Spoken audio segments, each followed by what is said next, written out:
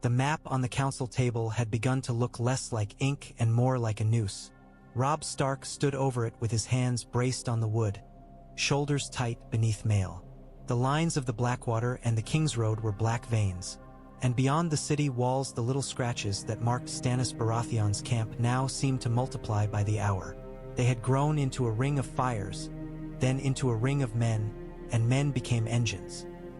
Outside the walls, the sound of hammering carried up on the wind, steady as a heartbeat. Blackfish's finger tapped the road along the river. "He's cutting the barges," Brynden Tully said. "Not all of them. He can't stop the Blackwater's flow, but he can make the captains afraid to dock. Fear is cheaper than chains." Great John Umber's knuckles whitened on the table edge. "Let him come," he rumbled. "We've broken lions in alleys. We'll break stags on ladders." Meej Mormont's mouth twisted.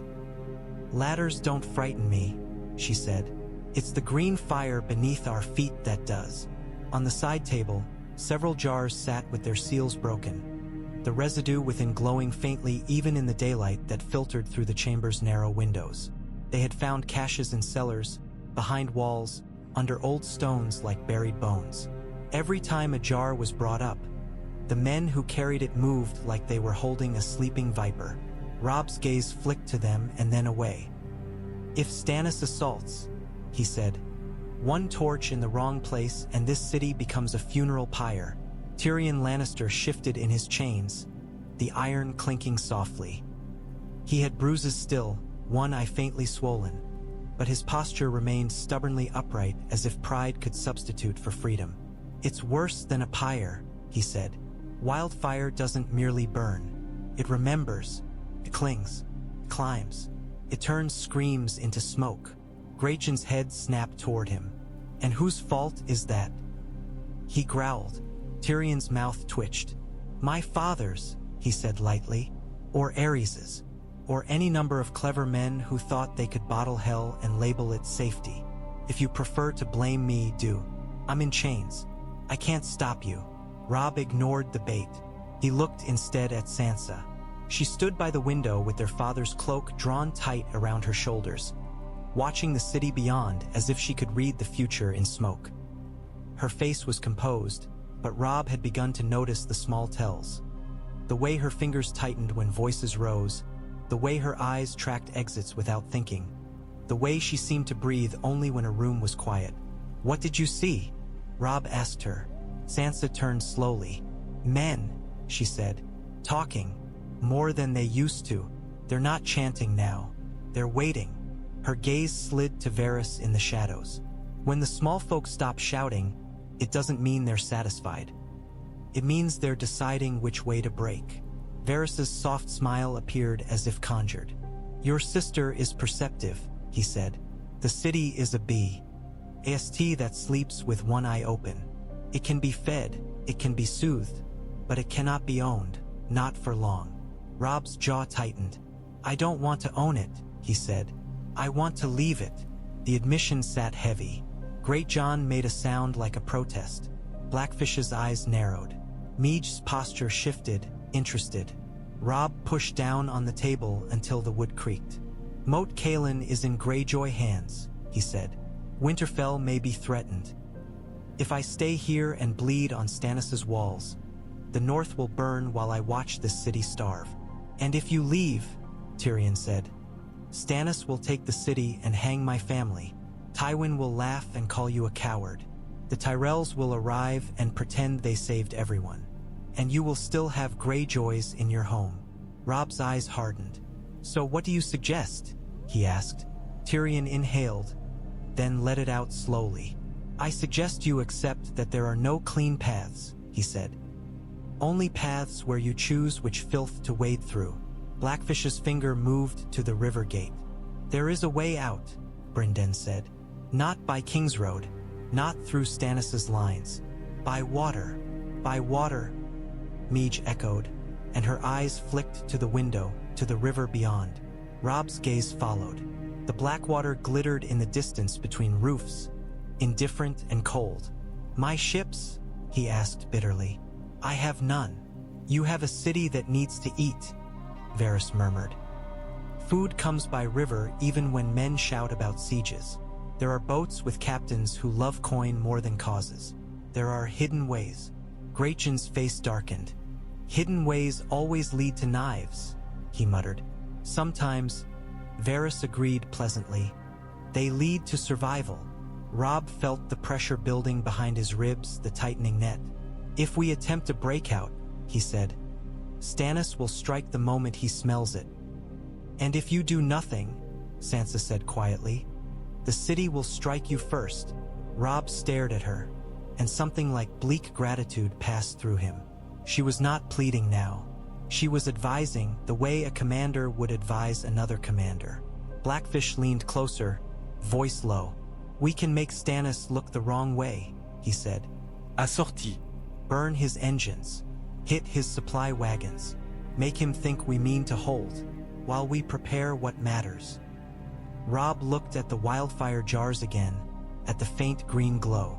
What matters? He repeated, and his gaze went to Sansa. Sansa's eyes did not drop. She knew what he was thinking before he said it. Her mouth tightened, but she did not flinch. Robb's throat felt tight. We get you out, he said, and the words sounded like both a promise and a wound.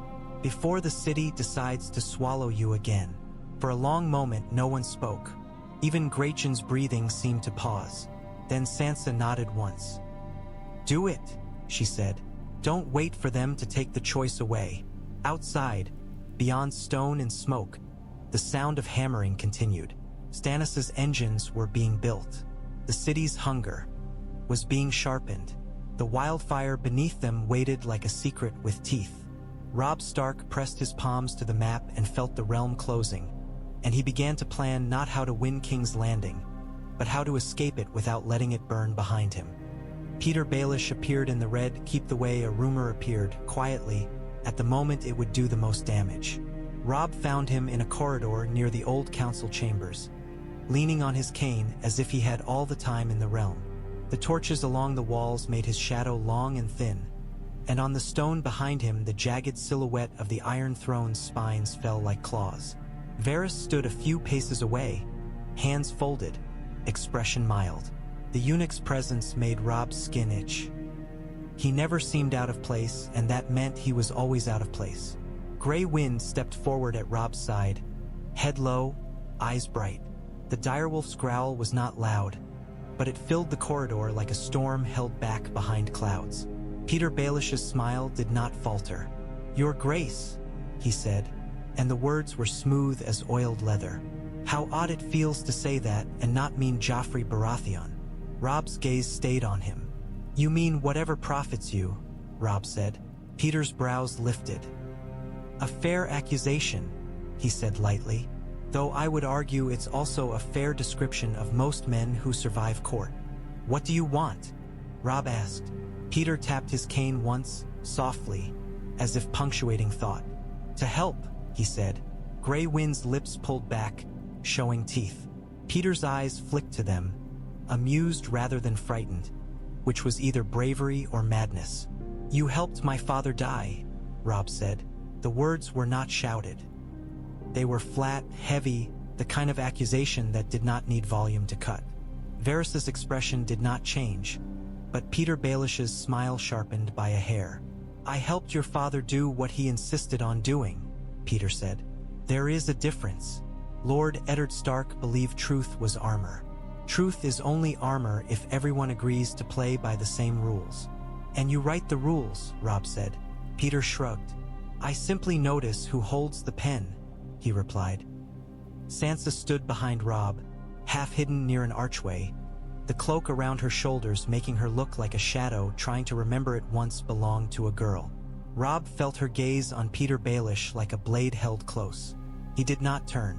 He did not want to show Peter that Sansa's presence was the lever in his heart. Peter's eyes slid, inevitably, to where Sansa stood. His smile softened, almost tender. Lady Sansa, he said, you look well, considering. Sansa's voice was quiet and cold. Do not speak to me, she said. Peter's eyes glittered with amusement. Of course, he said gently. Forgive me. I forget sometimes that gratitude is not fashionable. Robb's hand clenched. Gray Wind's growl deepened. Varys stepped in, voice soft as silk slipping over skin. Lord Baelish has approached because he believes he can be of use, he said. And in times such as these, usefulness is the only coin that never devalues. Robb's gaze moved from Varys back to Peter. Speak, he said. Peter Baelish leaned forward slightly, as if sharing a secret. The city is a barrel of lamp oil, he said. Your bread buys you days, not loyalty. Stannis Baratheon's law buys him soldiers, not love. Tywin Lannister is elsewhere, but his reach is long. And the Tyrells, he paused, savoring the name. The Tyrells are deciding where to place their roses. Robb's eyes narrowed. You have spoken to them, he said. Peter's smile widened. I have spoken to everyone worth speaking to, he said. It's my only talent. And your offer, Robb said, voice hard, is what? That you will speak for me? Peter lifted a hand as if calming a horse. Not for you, he said. For peace. For stability. He tilted his head, eyes bright. For a settlement that allows you to leave this city alive. Robb tightened. Continue, he said. Peter's gaze slipped again toward Sansa. The Tyrells love spectacle, he murmured. They will not march for a man they cannot crown. Stannis will not marry Marjorie Tyrell. He will not charm them, and he will not bribe them. Tywin will. Tywin always will. Peter's cane tapped once again. But Tywin's family is in your hands. A rather delicate inconvenience. Robb's voice was low. So you suggest I trade them, he said. Peter's smile was almost sympathetic. I suggest you understand leverage, he said. You can trade a lion to a rose to a stag to the city to the realm. Coins, all of them. You simply must spend them before they're stolen from you. Varys's eyes narrowed slightly. A poetic way of describing human lives, he murmured. Peter ignored him. There is an arrangement, he said to Robb. One that could end Stannis' siege without burning the city. One that could prevent Tywin's return from turning the Riverlands into a charnel house again. One that could. His eyes flicked briefly, possessively, toward Sansa. Secure what you value. Robb felt his anger rise like bile. Say it plainly, he said, voice sharp. Peter Baelish's smile did not fade, but his tone became more serious. Yield the city to Stannis, he said, publicly, dramatically, with a show of obedience that satisfies his pride. But keep the lions. Keep them as your assurance. Then, when the Tyrells arrive, as they will, let them strike Stannis in your absence. The city will call it salvation. Stannis will call it treason. Tywin will call it an opportunity. And you, Peter's eyes gleamed. You will be gone. Robb stared at him. You want me to abandon the city, he said. I want you to survive, Peter replied. And what do you want? Sansa asked from behind Robb, her voice thin and steady, and Robb felt the corridor tighten again. Peter turned his head, smile softening. Only what I have always wanted, he said, almost tender. A world where the right people are protected. Sansa's laugh was a short, bitter sound. You mean owned, she said. Peter's eyes sharpened, and for an instant the mask slipped, revealing hunger behind the charm. Then it was gone again. Words, he said lightly. Words are so sharp and winter. Robb stepped closer, and Grey Wind's head rose with him, teeth bared inches from Peter Baelish's chest. Peter did not flinch. That, more than anything, convinced Robb the man was dangerous. Fear made honest men stumble. The fearless had already decided what they were willing to risk. I will not take counsel from the man who helped murder my father, Robb said. Peter's smile remained, but his eyes cooled. Then take counsel from necessity, he said. Because necessity does not care what you want. Varys's voice slipped in, quiet and warning. And necessity is approaching, he murmured. Robb held Peter's gaze a heartbeat longer, then turned away. If either of you moves against my sister, he said, not looking back. I will feed you to my wolf. Peter Baelish's laughter followed him softly down the corridor like a whisper. So fierce, he called. So certain. The cane tapped again, light as a ticking clock. So young. Robb did not answer, but as he walked, he felt Peter Baelish's eyes on his back, and he knew the man would not stop simply because a wolf snarled. Wolves could be killed. Wolves could be lured into traps. Wolves could be taught to bite the wrong throat. And in King's Landing, the most dangerous traps were the ones that smiled. The jar's green glow made the iron bars look sick. Robb stood outside the chamber where the Lannisters were held and watched the faint light pulse like a slow heartbeat in the gloom.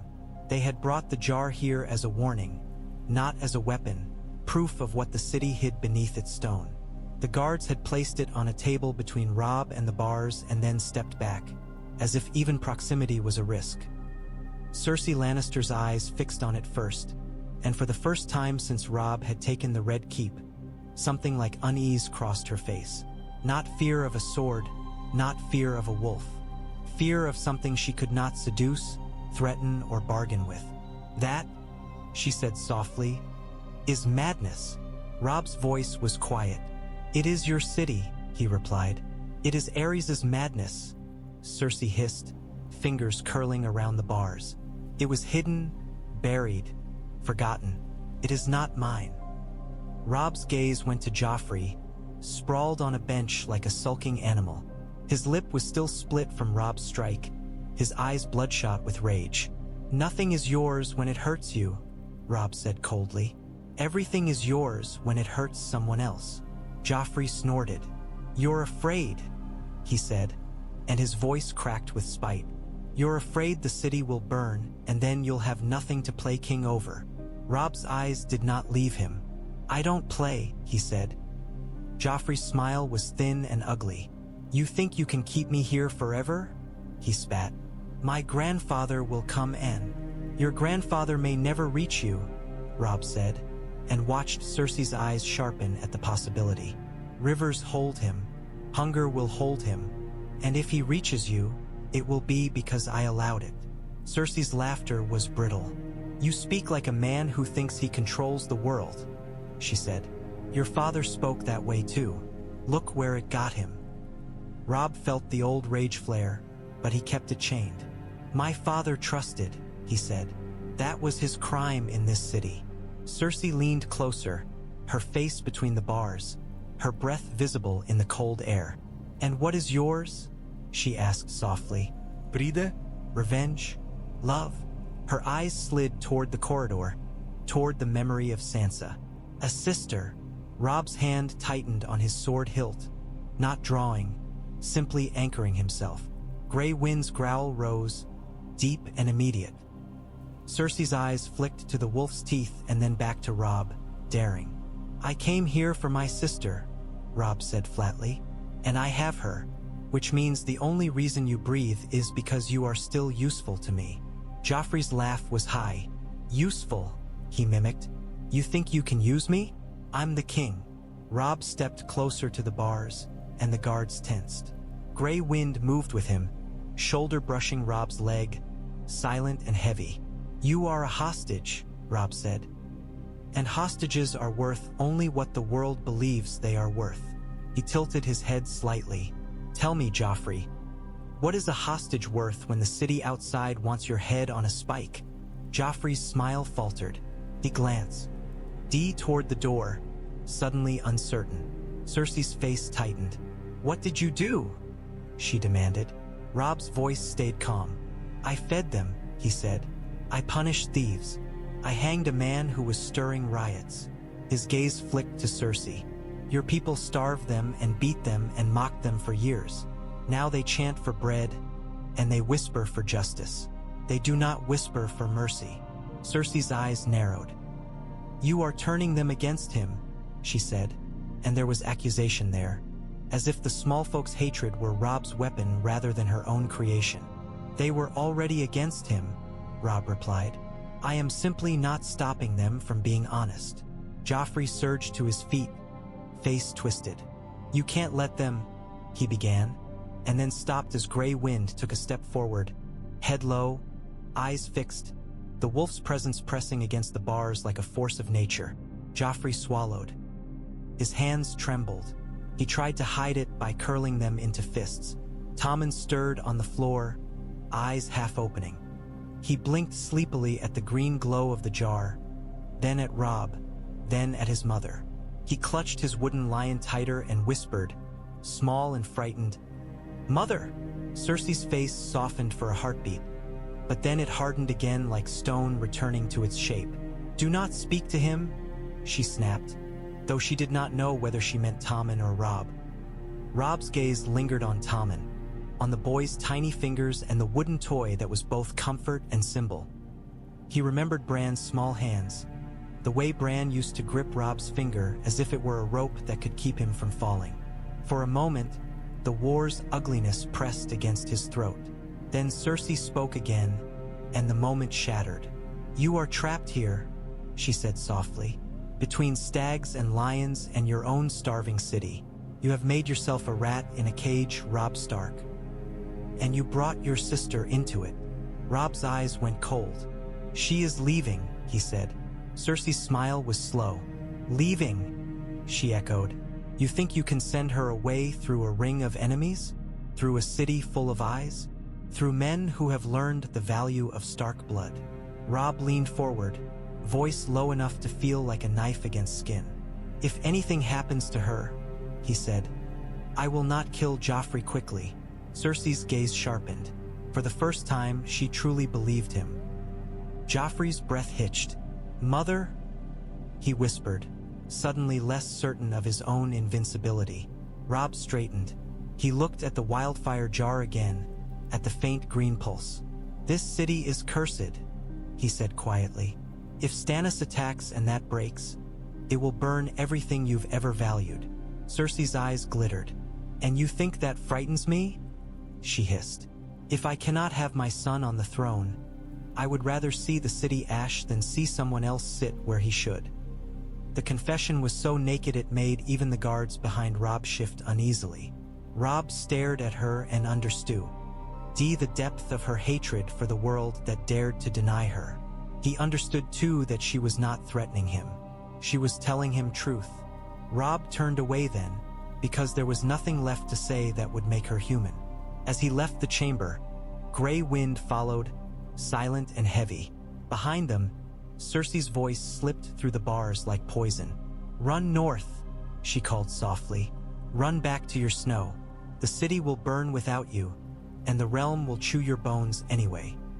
Robb did not answer, but the green glow remained in his mind like an afterimage, and he could not shake the fear that Cersei Lannister did not see wildfire as a danger at all, only as a final kind of victory. The first assault came in rain. It began as a whisper of movement beyond the walls and became a sudden thunder of boots in mud. Robb was already on the battlements when the first ladders slammed against stone, the impact shuddering up through the wall into his bones. Torches guttered in the downpour. Men shouted. Horns sounded short, sharp blasts that cut through the storm like knives. "Ladders at the river gate," someone bellowed. Robb moved along the parapet with his cloak plastered to his shoulders, water running down his face and into his eyes. Grey Wind paced at his heel, muscles tight, ears flattened against the rain, growl vibrating deep in his chest. Below, in the darkness beyond the wall, Baratheon men surged forward in black and yellow, shields up, heads down. They looked like a wave of iron, and Robb felt the old soldier's clarity settle into him. This was not politics. This was steel and stone. "Archers!" Robb shouted. "Loose!" Northmen along the wall raised bows and sent arrows hissing down into the storm. Some shafts vanished into darkness. Others struck shields with dull thuds. Others found gaps, throats, shoulders, faces, and the screams that followed were muffled by rain. The ladders shook as men climbed. The first helmet crested the parapet, and Grey Wind sprang. He hit the man with all the weight of a falling tree. Teeth closed. The man's scream choked off, replaced by wet gurgling. Grey Wind dragged him back down the ladder with a savage shake, and the body fell, tumbling into the mass below. Men shouted in alarm. Robb stepped in, sword flashing, driving the next climber's hands away. The man's fingers slipped, and he fell, arms flailing, swallowed by the dark. Boiling water! Meej Mormont's voice roared nearby. Cauldrons were tipped. Steam rose in white fury as scalding water poured down onto the ladders, onto men's hands, into their faces. The smell of wet leather and burned flesh rose even through rain, sharp and sick. The assault did not break. Stannis's men kept coming, stubborn as their king. New ladders slammed up. Men climbed with faces set in grim determination. They did not scream as easily as gold cloaks had. They were soldiers hardened, disciplined. That made them harder to frighten and easier to kill. Robb moved from ladder to ladder, shouting, striking, pushing. His shoulder screamed when he swung too hard, the old arrow graze torn open by strain. He ignored it. Pain was just another voice in the chaos, and you learned which voices to listen to. A ladder rocked violently as 3 men climbed at once, shields above their heads. Robb lunged, driving his blade into the top shield's rim, trying to pry it aside. The man beneath shoved upward, strong. Robb's boots slipped on wet stone. A hand grabbed his ankle. For a heartbeat, the world narrowed to that grip, cold fingers closing, dragging. Robb hacked downward blindly, felt steel bite into flesh. The grip released. He nearly fell anyway, caught by Gre. Achinumber's arm like a giant iron hook. "Careful, pup," Great John bellowed, grinning despite the rain. "Stag's bite." Robb yanked free and drove his shoulder into the ladder's side. 2 men joined him, shoving. The ladder shifted, then toppled, sending climbing men screaming into the mass below. Across the field beyond the wall, Robb saw movement. Men pulling back, regrouping, pushing again. In the distance, black tents huddled. A single tent's flap was open, and within it a red shape stood like a candle flame in darkness. Melisandre. Even at this distance, Robb felt her gaze like heat against wet skin. He did not know if it was real or imagined. In this city, imagination could kill you as surely as steel. Below the wall, Davos Seaworth's voice carried through the storm, shouting orders. "Pull back," Davos yelled. "Pull back, you fools! Pull back!" His voice was hoarse with urgency, and Robb realized with a strange flicker of recognition that Davos was not urging retreat out of cowardice. He was urging it because he could see what Stannis refused to see. This assault in rain and darkness would waste men for nothing. The ladders kept coming anyway. A heavy thud sounded from the base of the wall, something striking stone. Robb's eyes snapped down and saw it. A small clay jar, thrown hard. It broke against the wall's foot and shattered. For a heartbeat, nothing happened. Then green flame flared in the mud like a serpent uncoiling. Baratheon men screamed, stumbling away.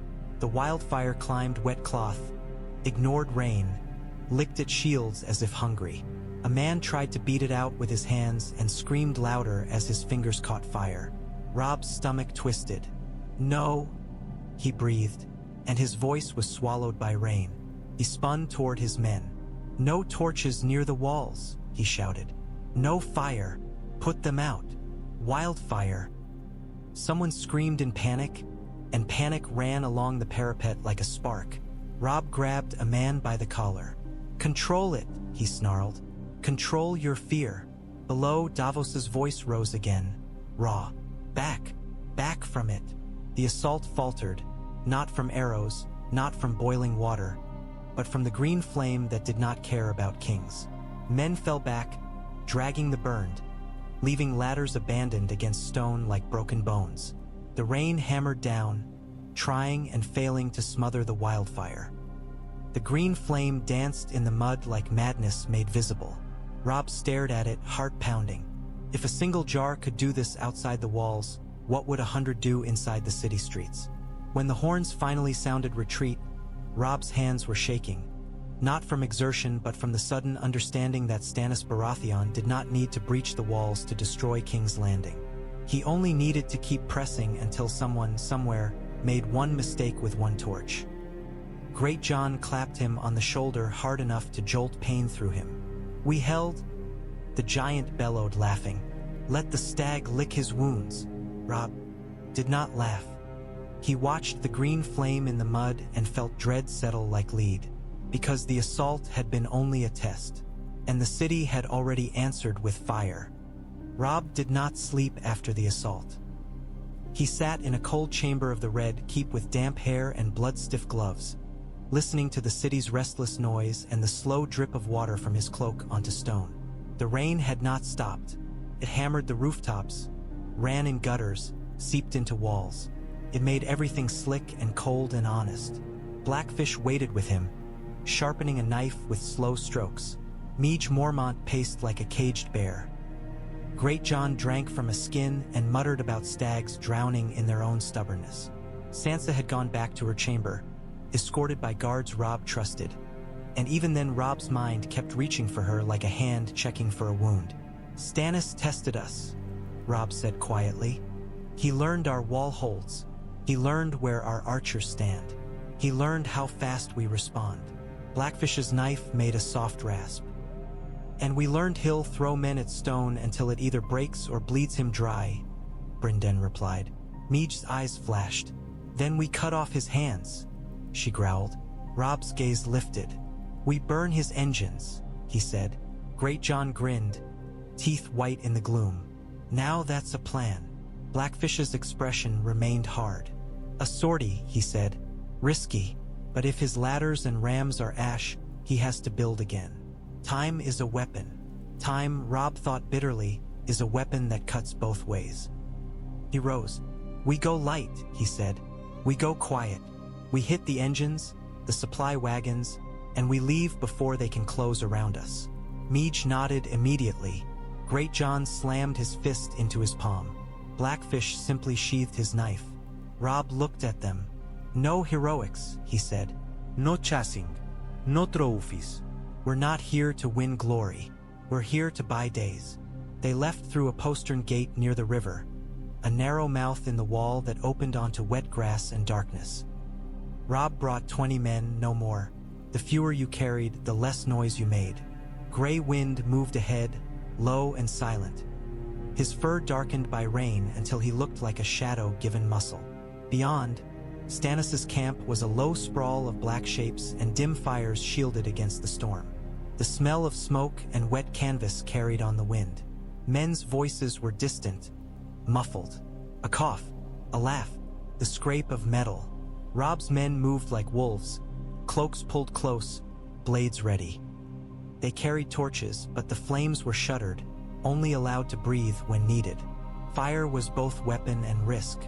They slipped between tents, staying low, following Grey Wind's silent signals. An ear twitch, a pause, a shift that told Robb where men stood and where they did not. Robb's heart pounded with the thrill and terror of being inside an enemy's skin. Ahead, the siege engines rose like skeletal beasts. Ladders stacked, rams half-assembled, a crude tower frame waiting to be skinned in wood and hide. Men worked even in rain, stubborn. Stannis' camp did not rest. Robb raised a hand, halting his men in a shallow ditch. He watched the engines, counted goo. Arts. 2 men at the nearest stack of ladders. Another pair near the supply wagons. A larger cluster by a fire, warming hands, talking. "We hit here," Robb whispered, pointing. "Oil on the ladders. Fire on the wagons. Cut any man who raises his voice." Midge's grin flashed in the dark like a knife edge. They moved. A guard looked up at the wrong moment, eyes narrowing. Gray wind surged out of the rain and hit him, jaws closing around his throat. The man's scream died in a wet gasp. His companion turned, too late. A northern blade slid between ribs.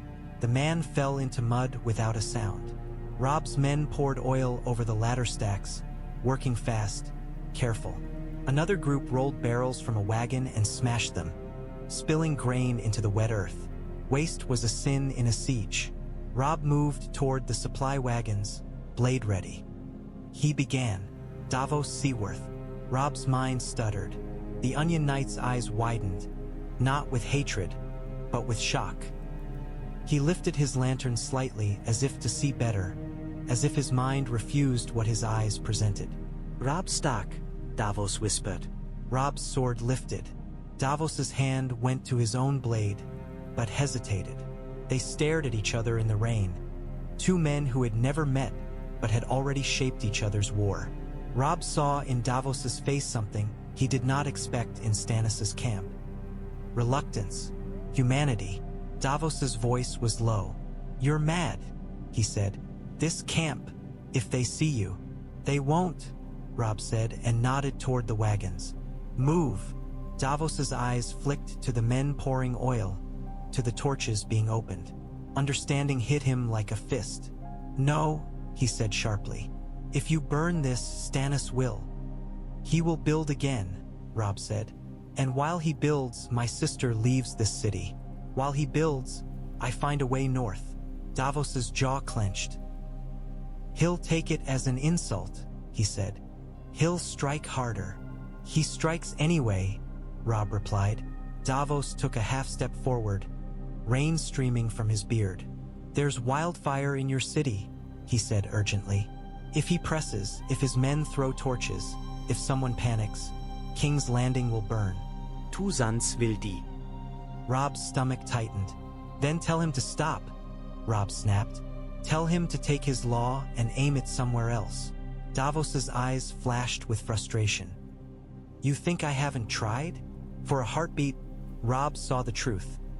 Davos was a man caught behind a king's stubbornness, pushing against iron that did not move. Midge Mormont's whisper came sharp. "Robb," she warned. Footsteps, voices, a guard calling out in the distance. Davos heard it too. His face tightened. "Go," he said abruptly, "before they close around you." Robb hesitated, stunned by the aid. "Why?" he demanded. Davos's eyes were bleak. "Because I don't want a city full of children to burn because kings can't bend," he said. "And because if they catch you here, Stannis will hang you in front of the walls, and then the war becomes something even uglier." Robb's throat tightened. He wanted to hate Davos for being Stannis's man. He could not. "Then stop him," Robb said, and there was a plea in it he did not like hearing from his own mouth. "Before he turns this city to ash." Davos's gaze held his. "Stop yourself too," he said quietly. "Before you become the thing you hate." Robb did not have time to answer. Midge's torch flared as she opened the shutter fully and touched flame to oil-soaked wood. Fire leapt, hungry and bright, ignoring rain as if insulted by it. Ladders caught, wood crackled, smoke rose thick and black. Men shouted. Alarm horns sounded sharp and furious. "Now!" Robb hissed. His men surged back toward the ditch, toward the postern gate, moving fast now. Stealth was over. Speed was survival. Gray wind bounded beside them, wet fur shining in firelight. Behind them, Davos stood for a heartbeat in the rain, lantern in hand, watching the engines burn. Then he turned and vanished into the camp's chaos, shouting orders that might be too late. Robb ran through wet grass with fire behind him and the city ahead, and he knew two things with cold certainty. He had bought time, and he had also sharpened Stannis Baratheon's fury. When they slipped back through the postern gate and slammed it shut, the roar of Stannis's horns followed them like a curse. Stannis Baratheon did not shout when the news came. That was what frightened Davos most. He pushed into the command tent with rain still dripping from his cloak, the smell of smoke clinging to him like an accusation. Outside, horns still sounded in angry bursts. Men ran. Orders flew. In the distance, the glow of burning siege engines stained the night orange through rain. Stannis stood at the tent's mouth, staring out at the fire as if trying to burn the sight into his memory. His armor was black and wet. His posture was rigid enough to be carved from stone. Melisandre stood near the brazier, her red gown like a flame in the gloom. The firelight made her eyes gleam. She smiled faintly, as if pleased by violence, as if fire was always an answer. Davos swallowed. "Your Grace," he said. Stannis did not turn. "They came into my camp," he said flatly. They burned my engines. They killed my men. Davos's jaw tightened. A sortie, he said. Stark moved fast. He did not kneel. Stannis cut in, voice low with fury. He insults the law with every breath. Davos stepped closer, keeping his voice careful. He did it to buy time, he said. He's trapped in the city, and the Iron Islands are in rebellion. He's desperate. Stannis' head turned slightly, just enough that Davos saw the edge of his profile. Jaw clenched, eyes hard. Desperation is not an excuse, Stannis said. It is a test. He fails. Melisandre's voice drifted in like smoke. The wolf bares his teeth, she murmured. Let the fire take them. Davos's stomach turned. Fire, he echoed, rough. Your Grace, there's wildfire in the city. The alchemists hid it. It's everywhere. If we press, if we throw torches, if one jar breaks. Stannis finally turned, eyes blazing. Then they should have surrendered, he snapped. Davos felt the anger rise in him like a wave. He fought it down and spoke anyway, because some truths were worth being struck for. It won't only burn wolves, Davos said. It will burn the city, the small folk, children, thousands. Stannis' mouth tightened. And what of my claim? He demanded. What of law? If I allow one rebel to carve himself a kingdom, what happens to the realm?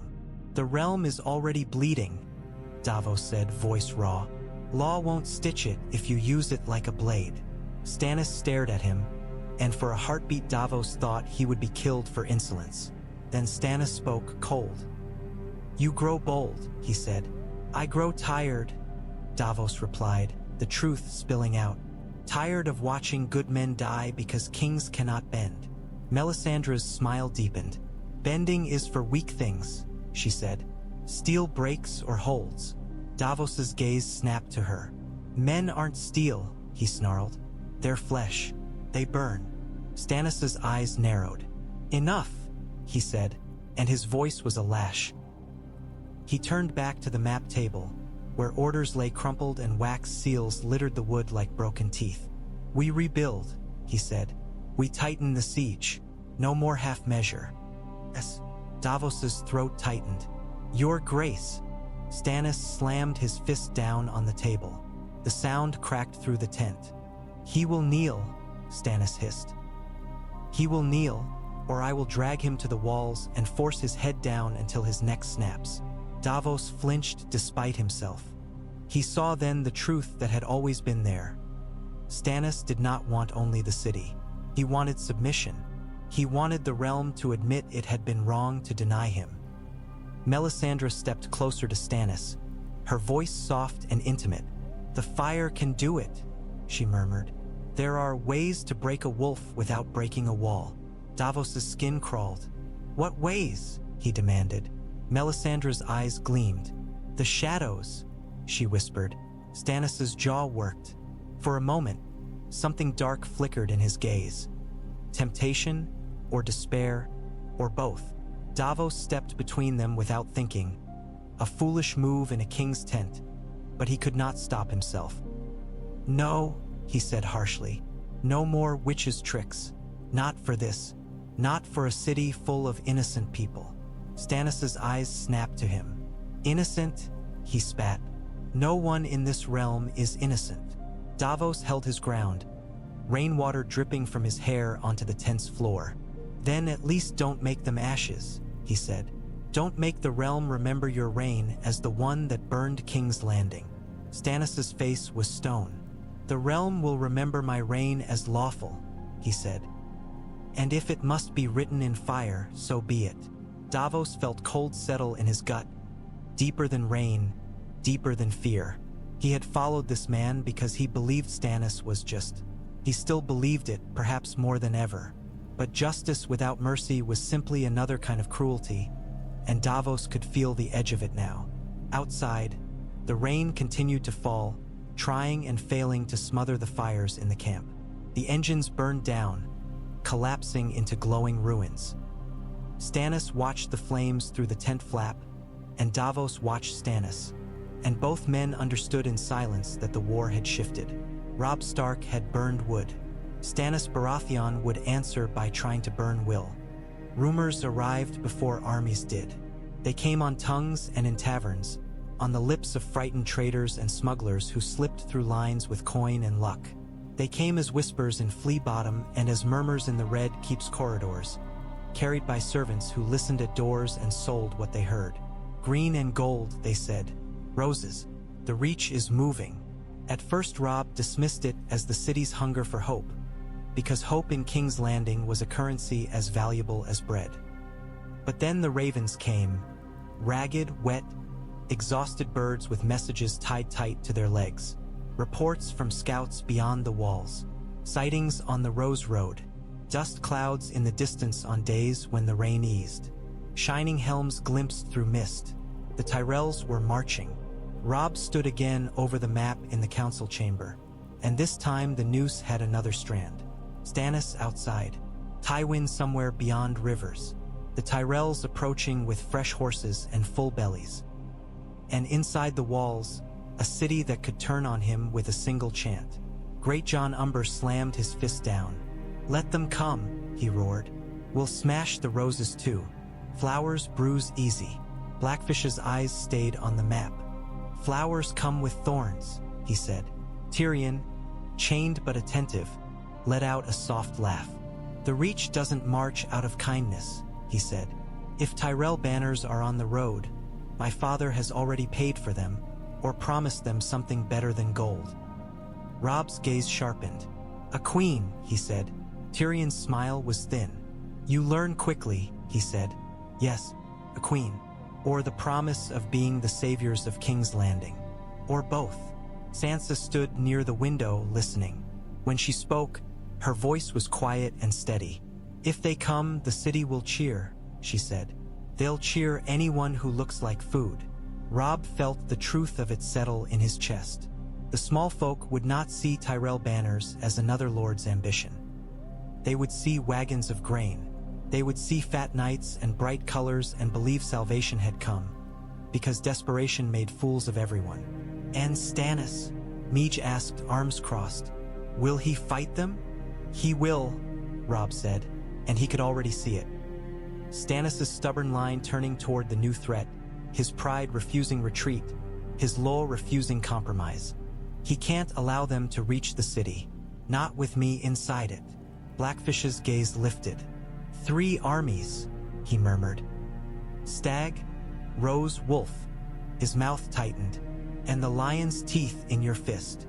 Robb's eyes went to the wildfire jars again, glowing faintly. "And green fire under all of it," he said. A messenger entered, breathless. "My king," he panted. "Captain Harwin reports the docks are restless. Men say the Reach will bring bread. They say we should open the gates." Robb's stomach clenched. "Already," he muttered. Sansa's gaze met his. "They'll open them themselves if they can," she said. Robb stared at the map.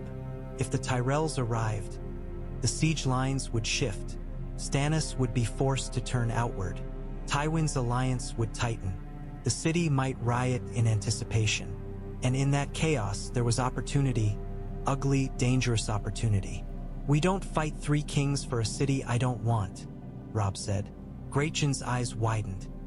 "I leave to keep my people from being slaughtered while I play at being the city's shepherd." Tyrion's eyes narrowed. "And you think they'll let you?" he asked. "Stannis will hang you if he catches you. The Tyrells will want the city cleared. My father will want your head. The city will want blood when the bread runs out again." Robb's jaw tightened. "Then we choose the moment they're looking elsewhere," he said. Blackfish leaned in. "When the rose meets the stag," he said slowly. Robb nodded. "When Stannis' camp turns toward the Tyrells," he said. "When the field outside is chaos and horns are sounding in 3 directions. Then we move." Meej grinned. "Wolfish. A fox trick," she said. Robb's mouth was grim. "A wolf trick," he corrected. Sansa swallowed, her face pale. "And me?" she asked quietly. Robb's chest tightened. "You go before that," he said. Silence fell. Sansa's eyes glittered. "Where?" she whispered. Robb looked at Varys, who had been silent in the corner like a shadow that listened. "You said there were hidden ways," Robb said. Varys' smile was faint. "There are," he replied. "But hidden ways are only safe if no one expects you to use them." Peter Baelish chose that moment to drift into the chamber, cane tapping lightly, smile amused. "How fortunate," he drawled. "Everyone's thinking of leaving." Robb's eyes narrowed. "Get out," he said. Peter's smile widened. "Of course," he said smoothly. "But do remember, Your Grace, when roses and stags collide, it's the little men in the middle who get crushed, and the clever men who step aside." He left with a bow that looked like mockery. Robb stared at the map until the lines blurred. The Tyrells were coming. Stannis was tightening. Tywin was weaving. The city was stirring. And somewhere far away, Winterfell waited under a sky that did not care about crowns. Robb Stark felt time running out like sand through his fingers, and he began to set pieces on a board that was already burning. They tried to make it quiet. That was the cruelest part, how leaving had to feel like sneaking, like theft, as if Sansa Stark were a prize being smuggled out of the city that had caged her. Robb wanted drums, banners, a column of northern spears escorting her in daylight so every man in King's Landing could see the wolves taking back what was theirs. But daylight would get her killed. So they went at dawn's edge, when the rain was thin and the river was dark, and the docks still slept in pockets between shouts and creaking ropes. Sansa wore a plain cloak, hood drawn low, her hair hidden. There were no jewels, no direwolf pins. Only a girl in rough cloth that could have been any girl in the city. Robb walked beside her with his cloak up, gray wind silent at his heel. Around them, a tight ring of Northmen moved with hands near hilts, eyes scanning shadows. Blackfish had insisted on choosing the escort himself. Men who did not drink, men who did not boast, men who would die before letting a hand reach Sansa. Varys moved ahead, guiding them with gentle murmurs to boatmen who asked no questions because questions were dangerous when gold changed hands. The small boat waited under a covered lantern, its flame shielded from rain. The boatman, a lean man with a scar across his cheek, kept his eyes down. His hands were steady on the oar. He looked like someone who had smuggled more than fish in his life. Sansa stopped at the water's edge. For a heartbeat, she did not move. Robb felt her hesitation not as weakness but as an animal's instinct. This was the moment the cage door opened, and open doors were sometimes traps.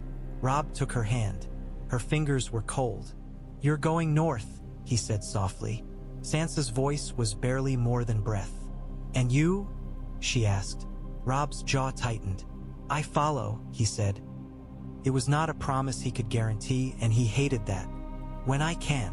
Sansa's eyes lifted under the hood, and in them Robb saw fear and steel. "Don't die here," she whispered. Robb's throat tightened. "I won't," he lied, because he could not do anything else. Sansa's fingers squeezed his, and the squeeze hurt. "If you have to choose," she whispered, "choose the north." Robb flinched, because the words sounded like betrayal and truth at once. "I always choose the north," he murmured. Sansa's mouth trembled. "You chose me," she said. Robb swallowed hard. "I chose both," he said. Gray wind stepped closer, pressing his head briefly against Sansa's hip. The direwolf's warmth through cloth made Sansa inhale sharply, and for a moment her composure cracked. She crouched, fingers sinking into Gray Wind's fur, and the sound she made was small and raw.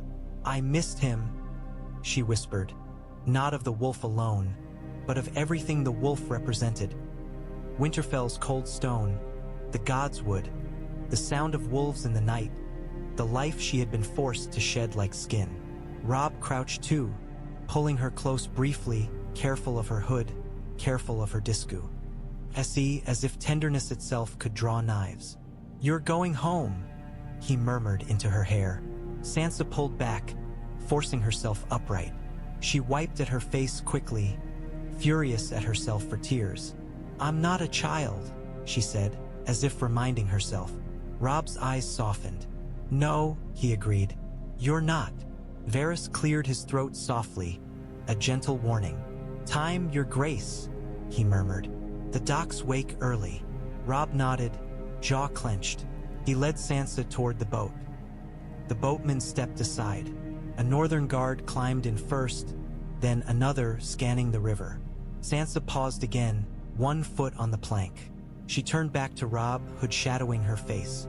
I told you what I saw, she whispered. About the city, about men. Use it. Robb nodded.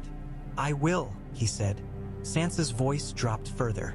And don't trust Littlefinger, she added, and there was a venom in the name that made Robb's eyes sharpen. I don't, Robb said. Sansa's mouth twisted. Not enough, she whispered. Then she stepped into the boat. Robb watched as the boat rocked gently under her weight. The northern guards settled around her like a wall.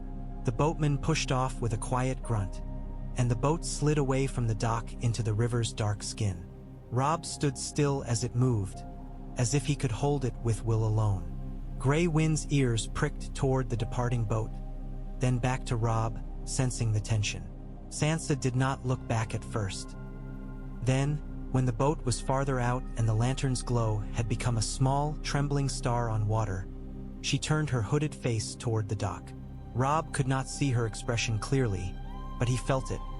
The weight of farewell, the bitterness of leaving on stolen feet, the fierce determination of someone who refused to be caged again. Robb lifted a hand once, small, restrained. The boat slipped into the river's mist and vanished. Robb stood in the rain until his fingers went numb, staring at the place where his sister had been. When he turned back toward the Red Keep, the city's noise seemed louder, harsher, as if it sensed something precious had escaped and was angry at being denied. Gray Wind padded close, shoulder brushing Robb's leg. Robb breathed in the wet air and tasted smoke and salt and desperation. He had saved Sansa Stark from the Red Keep. Now he had to save himself and his army from the city's hunger before it devoured them all. In the Riverlands, the rain kept falling, and with it came the kind of quiet that made men do ugly things. Roose Bolton sat in a dim hall that smelled of wet wool and smoke, a place borrowed from some lesser lord who had either fled or been hanged. The fire in the hearth was low, fed sparingly. Outside, banners hung heavy with rainwater. Men moved softly, as if afraid to disturb the shadows. Across the table from Roose sat Walder Frey, not the old lord himself, but one of his sons, thin-faced and eager, a man who wore his family's arrogance like a cloak. He drank watered wine and watched Roose as if trying to read him the way a gambler read dice. On the table lay Tywin Lannister's letter, seal broken, the lion's imprint smeared in wax like a bite mark. You've read it? The Frey said at last, unable to bear silence. And you've thought about it. Don't deny it. Roose Bolton's pale eyes lifted, expression mild. Of course I've thought about it, he said. Thinking costs nothing. The Frey's mouth curled. Some thoughts cost, he said, if the wrong ears hear them. Roose's lips barely moved. Then one should choose one's ears carefully, he murmured. The Frey leaned forward, voice dropping. Tywin Lannister offers you the north, he said, and the greed in his eyes made his pupils look like pinpricks.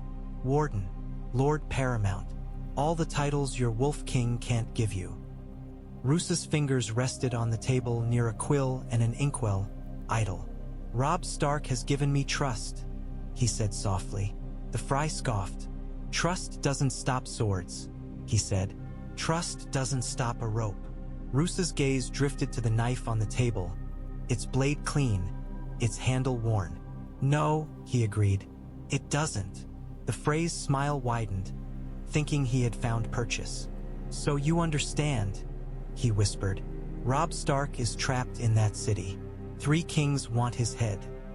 The North is being bitten by Ironborn. He cannot protect you. He cannot reward you. He cannot even come back. Roose's eyes were calm. He may, he said. The Frey snorted. Even if he does, he'll return to find the Riverlands exhausted and his banners thin, he said. And you'll have bled for what? For a boy's pride. Roose's hand lifted the letter delicately, as if afraid it might stain his fingers. Tywin Lannister's words were blunt in their way, but beneath them was a promise Roose understood all too well. Cooperate and live. Refuse and die eventually, but in pain. Walder Frey wants to know where you stand, the Frey said, watching Roose's face for cracks. He doesn't like uncertainty. Roose Bolton's mouth curved slightly, not quite a smile. Lord Walder Frey dislikes anything he cannot count, he murmured. The Frey's eyes flashed. Careful, he warned. Roose's gaze lifted, pale and steady. Or what? He asked softly. The Frey hesitated, then forced a laugh. Nothing, he said quickly. Nothing, my lord. Only we must be practical. Practical, Roose thought. A fine word men used to excuse betrayal. He looked at the quill and the ink. One letter, one raven, and a path could be set. One letter to Robb, warning him. One letter to Tywin, offering information. One letter to the twins, promising alignment. Words were cheap. They became expensive only when men believed them. What does Tywin want? Roose asked quietly. The Frey leaned in eagerly. Robb's head, he whispered. His banners broken, the north bent, the Riverlands punished. And his eyes glittered. The wolves scattered so men like us can pick up what remains. Roose let the words hang. Outside, thunder rolled faintly, distant like a giant shifting in sleep. Roose Bolton's gaze went inward, not showing anything. He thought of Robb Stark's youth and ferocity. He thought of Blackfish's watchful eyes. He thought of Winterfell, stone and history, the kind of place that made lesser lords feel small. He thought of his own son, Ramsay, and the ugly truth of bloodlines that could not be trusted to remain tame. Robb Stark has hostages, Roose said at last. The Frey waved it off. Hostages in a city that's starving, he said. Hostages with a stag outside and a rose approaching. Hostages are only useful if the man holding them can keep holding them. Roose's fingers touched the quill. And if he cannot, he murmured, then someone else will hold them. The Frey's grin widened. Exactly, he whispered. So stand with the man who will win. Roose's eyes lifted, pale, unreadable. And who is that? He asked softly. The Frey opened his mouth to answer, eager. Roose did not let him. He reached for the quill and dipped it in ink, slow, deliberate. He began to write. Not quickly, not with passion, but with the same calm precision he used to order men into battle. The scratch of the quill was the only sound in the hall for a long moment. The Frey watched, breath held, eyes gleaming. When Roose finished, he folded the parchment and sealed it. Not with a wolf, not with a lion, but with plain wax pressed by a simple ring. Roose's pale eyes met his. That the world is shifting, he murmured, and that men who do not shift with it break. The Frey swallowed, then grabbed the letter like a starving man grabbing bread. Roose watched him rise and leave, boots wet on stone, cloak dripping rain. When the door shut, the hall felt colder. Roose Bolton stared at the fire and felt nothing. Feeling was for fools. He had always survived by being empty enough that nothing could be pried out of him. But somewhere deep, beneath calculation, a single thought remained sharp as ice. If Robb Stark returned north alive, he would remember who had bled for him, and who had not. And if Roose Bolton chose wrong, no title Tywin Lannister promised would protect him from a wolf's bite. The day the roses arrived, the world outside King's Landing turned into a storm of color and steel. It began with horns, different horns layered, clashing. The deep, blunt bellow of Baratheon war horns from the shore camp. The sharper, brighter blast of horns from the Rose Road, carrying over the fields like a challenge. Men on the walls shouted, pointing. The city stirred like a waking beast, sensing something new to feed its fear. Robb stood on the battlements with Great John and Blackfish, cloak snapping in the wind. Gray wind paced at his side, hackles rising, the dire wolf tasting the air as if it carried meat. Beyond the walls, Stannis' camp was already shifting, black lines forming as men ran to positions. Robb could see the discipline in it. The way stags moved like a machine, shields locking, spears setting. Stannis Baratheon did not panic. He prepared. Then, in the distance, the green and gold came into view like a moving field of spring. Tyrell knights rode at the front, armor gleaming even under cloud, banners snapping. Behind them marched footmen in orderly ranks, pikes held upright, and wagons rolled heavy. Wagons that the city would smell and dream about. Grain, salted meat, wine, supplies enough to make hunger weep.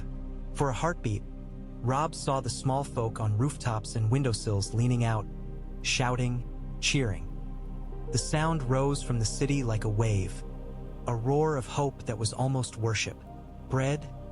The chant began again, and then shifted as if the crowd could not decide what it wanted most. Roses! Roses! Robb's stomach tightened. They would cheer anyone who promised food. They would cheer the men who would later hang them if it made the streets quiet again. Great John spat over the wall. Pretty peacocks, he growled. Let's see them dance when stags gore. Blackfish's eyes were narrow, calculating. Tyrells will want the city, he murmured. They won't stop at Stannis. Robb nodded. He could feel the trap closing in a new shape. If the Tyrells broke Stannis, they would turn to the walls next.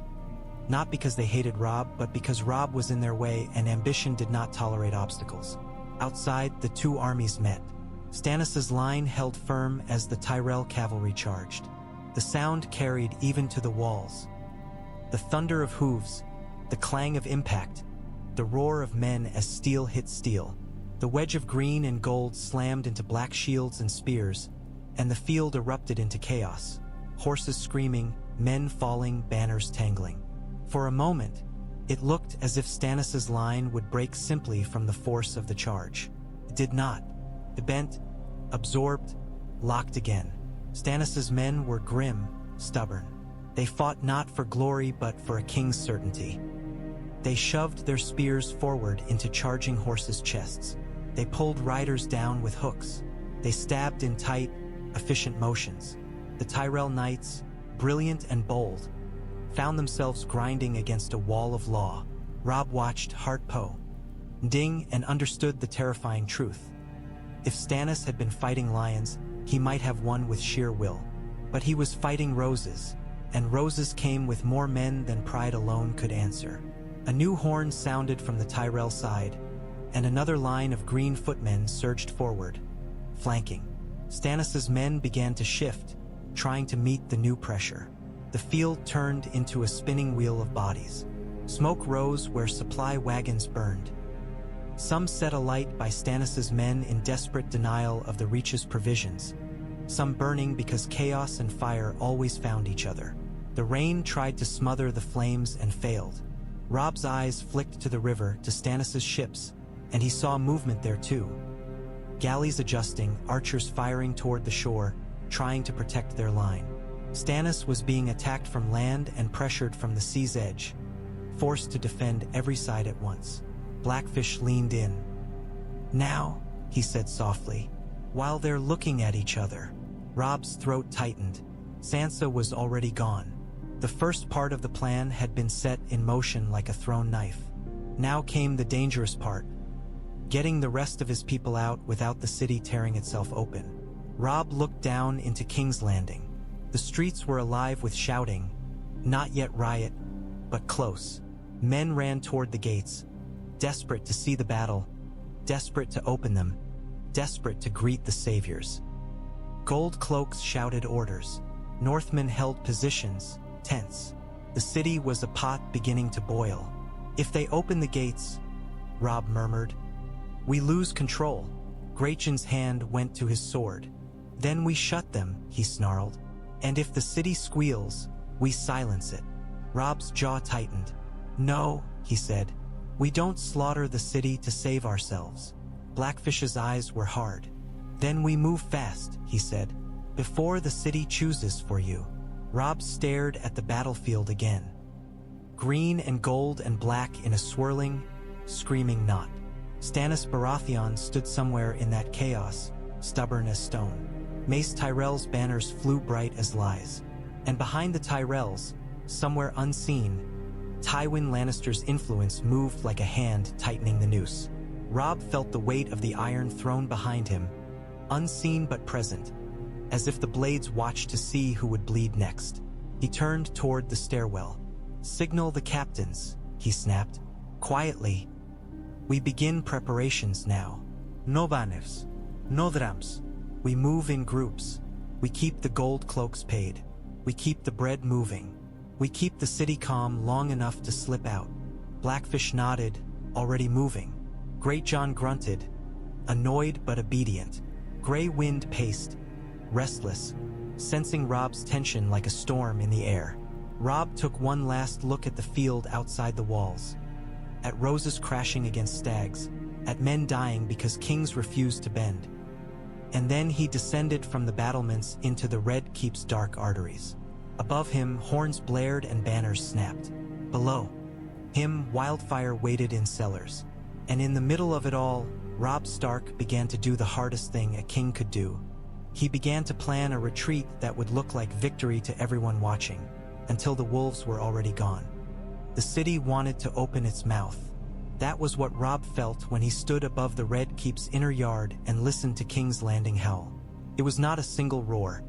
It was 1,000 smaller noises layered together. Cheers and screams, prayers and curses. The excited babble of men watching the field outside as if it were a mummers show put on for their amusement. The Tyrell banners had turned the air sweet with hope and made hunger reckless again.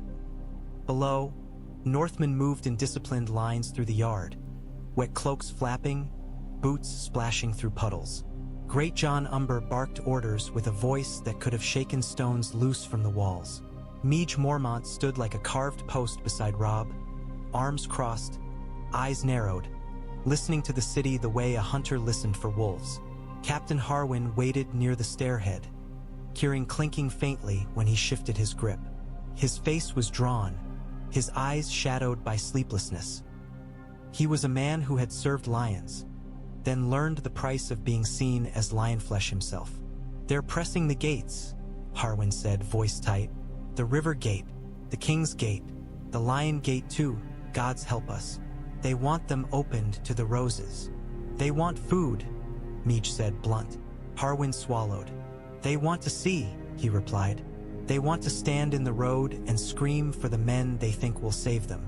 If we keep the gates shut, they'll start pulling at the bars themselves." Robb's gaze slid to Grey Wind, who paced back and forth, nails clicking on stone, ears twitching at distant horns. The dire wolf could smell the battlefield beyond the walls, could smell men dying, and the scent made him restless. "We keep them shut," Robb said. Grachan's grin flashed, delighted to hear it. "Aye," he boomed. "Let them claw at iron until their fingers bleed. Gates are for armies, not rabble." Sansa's voice returned in Robb's head like a blade laid against skin. "They'll open them themselves if they can." Robb looked down into the yard and saw the truth of it. His men were warriors. They knew how to hold a line against swords. They did not know how to hold a line against a crowd that believed bread was waiting just beyond iron. "Where are the Septons?" Robb asked Harwin. Harwin blinked. "The Great September," he said. "Some in the streets. They're trying to calm them." "Bring more," Robb said. "Not to pray, to witness. Tell them the Wolf King needs their eyes." Meej snorted. "You're going to use God's men like shields." "I'm going to use anyone who can make the city hesitate," Robb replied, and hated that it was true. A horn sounded louder than the rest, and the sound ripped through the city's noise like a nail dragged across wood. Men on rooftops screamed and pointed. Somewhere near the gates, a chant began, first scattered, then gathering like storm clouds. "Open, open, open." Harwin's knuckles whitened on his keys. "It's starting," he said. Robb moved down the stairs 2 at a time, Grey Wind fall, lowing, and entered the gatehouse corridor where the air was damp and tasted of old stone. Northmen lined the passage, shields ready, faces tense. Harwin's gold cloaks stood with them, and the mix of colors looked wrong, wolf and gold together. like an uneasy alliance forced by fear. The inner gate's bar was in place. The mechanisms were heavy, made for war. A crowd's hands could not lift it easily, but hands could find other ways: set fires, break hinges, murder the men who held the keys. Robb stepped onto the inner platform above the gate and looked down through the narrow slit that overlooked the outer yard. The crowd was there, packed tight, faces upturned, eyes wild. Men with apprentices' hands and fishwives' mouths, boys with sticks, women with stones. They pressed against the outer portcullis like a living wall. They screamed and shook iron as if they could force it to obey. Somewhere in the mass, Robb saw a few faces that did not look hungry. They looked eager. Well-fed men with clean boots, eyes darting, lips moving too quickly. Insiders. Someone was stirring the pot, as always. Harwin's voice came low beside him. "If we don't open," he murmured, "they'll tear down the outer gate. Then we fight them in the yard."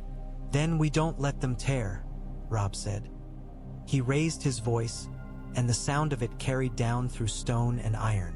"Hear me." The crowd's noise did not stop, but it shifted as heads turned, recognizing. A few shouted his name with hatred, a few with hope. Most simply stared, because a king with a wolf at his heel was something even the city's madness had not quite learned to ignore. "I will not open these gates," Robb shouted, each word hard as iron. "Not while armies clash outside and wildfire sleeps beneath your streets. You want the roses? You want their wagons? Then pray they survive the stag. Pray they survive the mud and the blood and the men who will happily cut your throat for a loaf." A stone flew upward and struck the parapet near Robb's boot, shattering into grit. Gray Wind's growl rose instantly, a low thunder that made the nearest faces flinch. Robb pointed down at the crowd. "You will have bread," he shouted. "You will have it by street and by name as before. Any man who raises a hand against my guards will lose that hand. Any man who tries to force these gates will be treated as an enemy of the city." "Enemy?" A man screamed back. "You're the enemy." "Wolves in the keep." Robb's eyes found him. A thick-necked man with a red scarf and too much confidence. "Insider." Robb held the man's gaze and said, coldly, "Bring him forward." Harwin stared at him. "How?" he hissed. Robb nodded to Meech. She turned and barked an order. Two Northmen moved along the wall walk to a stair that led down into the outer yard side passage. Within moments, they were pushing into the crowd from a narrow door the small folk hadn't noticed, grabbing at collars, dragging the thick-necked man free. The crowd surged, screaming, reaching to pull him back. Spears lowered, shields locked. For a heartbeat, Robb thought it would explode into slaughter. Then Grey Wind's head appeared above the parapet, teeth bared, eyes gold and unblinking. The direwolf's growl filled the air, and the crowd's forward motion faltered, fear slamming into hunger like a wall. The thick-necked man was hauled up the inner stair and thrown to his knees beside Harwin, rainwater dripping from his hair. He spat, still defiant, until Robb crouched in front of him. "Who paid you?" Robb asked quietly. The man's eyes flicked sideways. Not up this time. Toward the city streets. Toward alleys where coin changed hands. Robb stood. "Hang him on the outer gate," he said. Harwin flinched. "Here?" he breathed. "Here," Robb said. "Where the city can see what happens when men turn hunger into a weapon." Meech's mouth curled in grim approval. Gretchen's laugh echoed down the corridor like an axe striking wood. The thick-necked man screamed then, the bravado breaking into fear, and the crowd below began to shout. Some in anger, some in approval, most in the frantic, hungry fascination of people watching death like entertainment. Robb watched the rope go over the beam, watched the man's feet kick and then still, and felt nothing but exhaustion settle deeper in his bones. The crowd quieted by degrees, not because they loved him, but because death had reminded them the gates were not made of wishful thinking. Robb turned away from the parapet and listened again to the horns beyond the wall. The roses and stags were still killing each other in the mud. The city was still hungry. The wildfire still slept beneath stone. He had bought minutes, and minutes were all a trapped wolf could hope for. Varys did not run. That was the unsettling thing about him. How, even with horns screaming beyond the walls and riots threatening at the gates, he moved with the calm of a man strolling through a garden. It made Robb suspect he had lived his whole life in the middle of disasters and learned to treat them like weather. He met Robb in a quiet corridor beneath the Red Keep, where the stone smelled of damp and old secrets. A single lantern hung from a hook, its flame steady, its light too small to fully chase away shadow. "You wish to leave," Varys said softly, as if naming it too loudly might summon knives. Robb's jaw tightened. "I wish to take my men north before the north is lost," he replied. "And I wish to do it without burning this city down." Varys' smile was faint, almost sad. "A noble wish," he murmured. "Dangerous, as noble wishes often are." Blackfish stood beside Robb, face set, his eyes sharp as a knife point. Gray Wind waited ahead, massive and silent, ears pricked, sensing the cramped air and the hidden doors like a beast sniffing for a burrow. "Show us," Robb said. Varys inclined his head and moved to the wall, fingers brushing a section of stone that looked no different from any other. He pressed, twisted, and something clicked. A narrow door swung inward on silent hinges, revealing a stair that fell into darkness. "Maegor built many passages," Varys said, voice low as they descended. "Some to move servants, some to move spies, some to move victims. The Red Keep is a body with many veins." The stair was tight, the stone wet. Robb's boots scuffed in the narrowness. Gray Wind went first, shoulders brushing walls, the direwolf's breath steaming in the cold.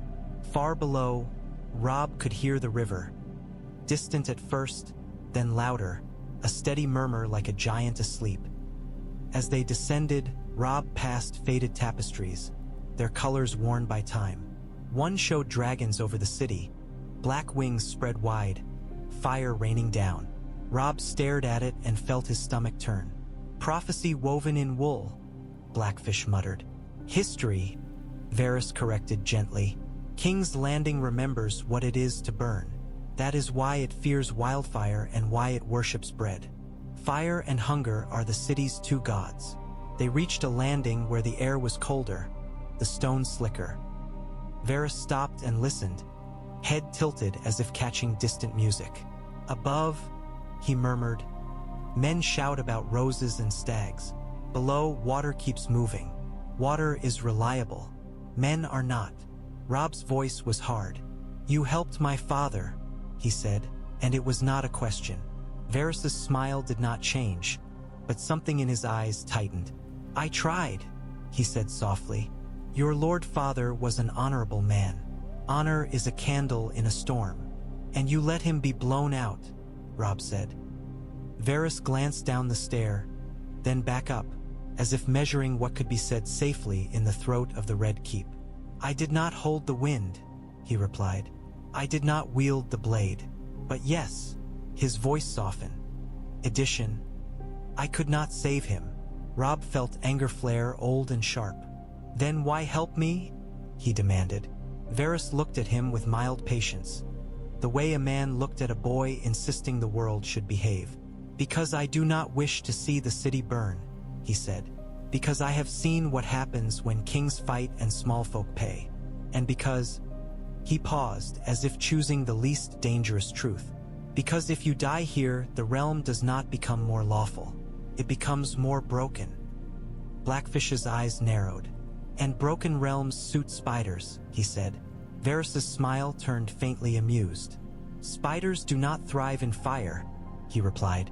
"Only ash remains." They continued downward until the stair opened into a narrow passage that ran along the river's underside. The sound of water was loud now, the smell of it sharp, cold, alive. Somewhere close, oars creaked. A boatman murmured to another in a language Robb did not know. Varys led them to a small iron-bound door and pressed again.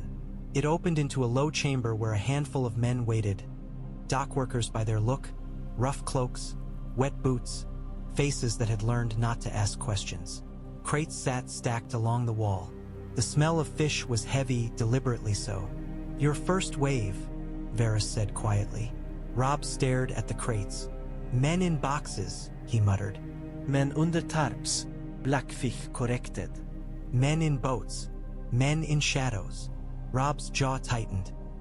"How many can we move before the city notices?" he asked. Varys spread his hands. "More than you believe," he said. "Fewer than you hope." A boatman stepped forward, cap in hand. "The river's rough," he said warily. "And there's eyes. Stag eyes. Rose eyes. Eyes that see coin better than faces." Robb looked at him. "You'll be paid," he said. The boatman's mouth tightened. "Paid don't stop a sword," he muttered. Varys's voice drifted in, calm and smooth. "Fear is addressed with more than coin," he said. "A promise of protection. Promise of silence. A promise that the wolf will not forget." Robb understood. He hated it, but he understood. "If you betray us," Robb said to the boatman, "Grey wind will find you. If the wolf cannot, the north will. And if neither can, your own guilt will." The boatman swallowed, eyes flicking to Grey Wind's silhouette in the doorway. He nodded quickly. "Aye," he said. "Aye, my king." Blackfish moved among the crates, checking. "We start with the wounded," he murmured. "Then the men with no stomach for mobs. Then the ones who can't pass as dockhands. We keep the hard bastards inside until last." Robb nodded. He could already see it. His army dissolving into the river, piece by piece, like a wolf pack slipping through reeds. Above, the city would still see banners on walls and assume the wolves remained. "Where does the river take them?" Robb asked. Varys smiled faintly. "Downstream first," he said, "away from the battle's noise. Then along smaller cuts where reeds hide boats. Then to the bay where ships the love coin more than king's weight with lowered sails. From there," he tilted his head, "north, if the seas allow." Robb felt the pull in his chest. North, north, north. "And if Stannis sees the boats?" he asked. Varys's eyes were calm. "Then Stannis will have to decide which enemy to chase," he said. "The roses in his face or the wolves in his shadow." Blackfish's gaze hardened. "He'll chase both," he murmured. "Yes," Varys agreed. "That is his tragedy." Robb looked back up the stair into darkness, thinking of the red keep above, thinking of the city's hunger, thinking of Cersei's smile when she spoke of Wildfire like a lover. He thought of Sansa on the river already, slipping away like a prayer answered too late. "We begin," Robb said. The boatman moved, lifting crates, shifting tarps. Men in damp cloaks stepped forward, faces set, preparing to vanish. Robb watched the first crate being carried toward the hidden river door and felt something like dread and relief twist together inside him. Leaving was harder than taking, because taking had been a single night of steel. Leaving would be a slow, careful theft from the jaws of every king in Westeros. Robb chose the cellar because it felt honest. Down here, the Red Keep's stone sweated. The air smelled of damp, old wine, and fear that had soaked into walls over centuries. There was no throne's shadow here, no banners, no audience. Only bars and chains and the truth that power could be reduced to iron very quickly. Cersei Lannister gripped the bars with both hands when Robb entered. Her hair was still loose, her eyes still bright with fury, but there was a sharper edge to her now. A predator sensing the shape of a trap closing. Joffrey stood behind her, staring at Robb as if hatred could be a weapon. His lip had healed into a scab. His eyes were red-rimmed from sleeplessness and rage. Tyrion sat outside the bars, chains on his wrists, his posture stubbornly straight. He looked like a man trying to maintain dignity in a room designed to strip it away. Blackfish stood with Robb, arms folded, watching the Lannisters like a butcher watching meat. Robb carried a rolled parchment sealed with a direwolf. He set it on the table between them, the sound of it small but loud in the cellar's quiet. "We're leaving," Tyrion said immediately, as if the word had been hanging on Robb's shoulders and he could see it there. Cersei's eyes narrowed. "Leaving?" she echoed, and the contempt in it was laced with something else. fear of being abandoned, fear of losing her leverage, fear of being left behind in a city that might burn. So the wolf runs back to his snow. Robb's gaze stayed on her. "I go north," he said, "because the Iron Islands have bitten my home, because Winterfell is threatened, and because if I remain here, this city will either starve or burn." Cersei's mouth curled. "It will burn anyway," she said softly. Robb felt gray winds growl rise beside him like thunder. Tyrion's eyes flicked to the rolled parchment. "What is that?" he asked. "Terms," Robb said. Cersei laughed. "Terms?" she repeated, bitter.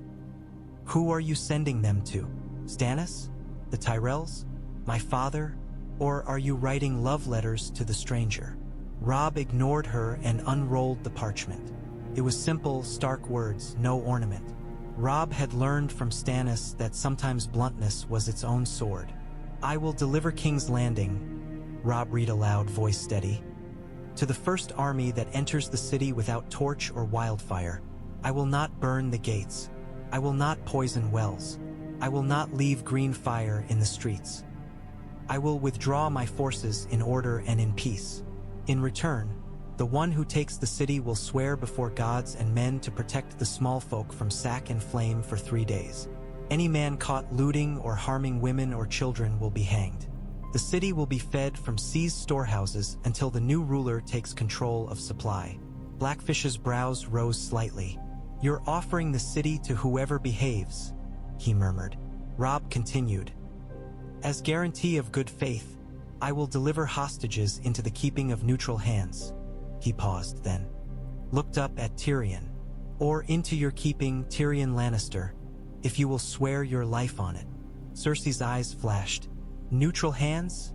she snapped.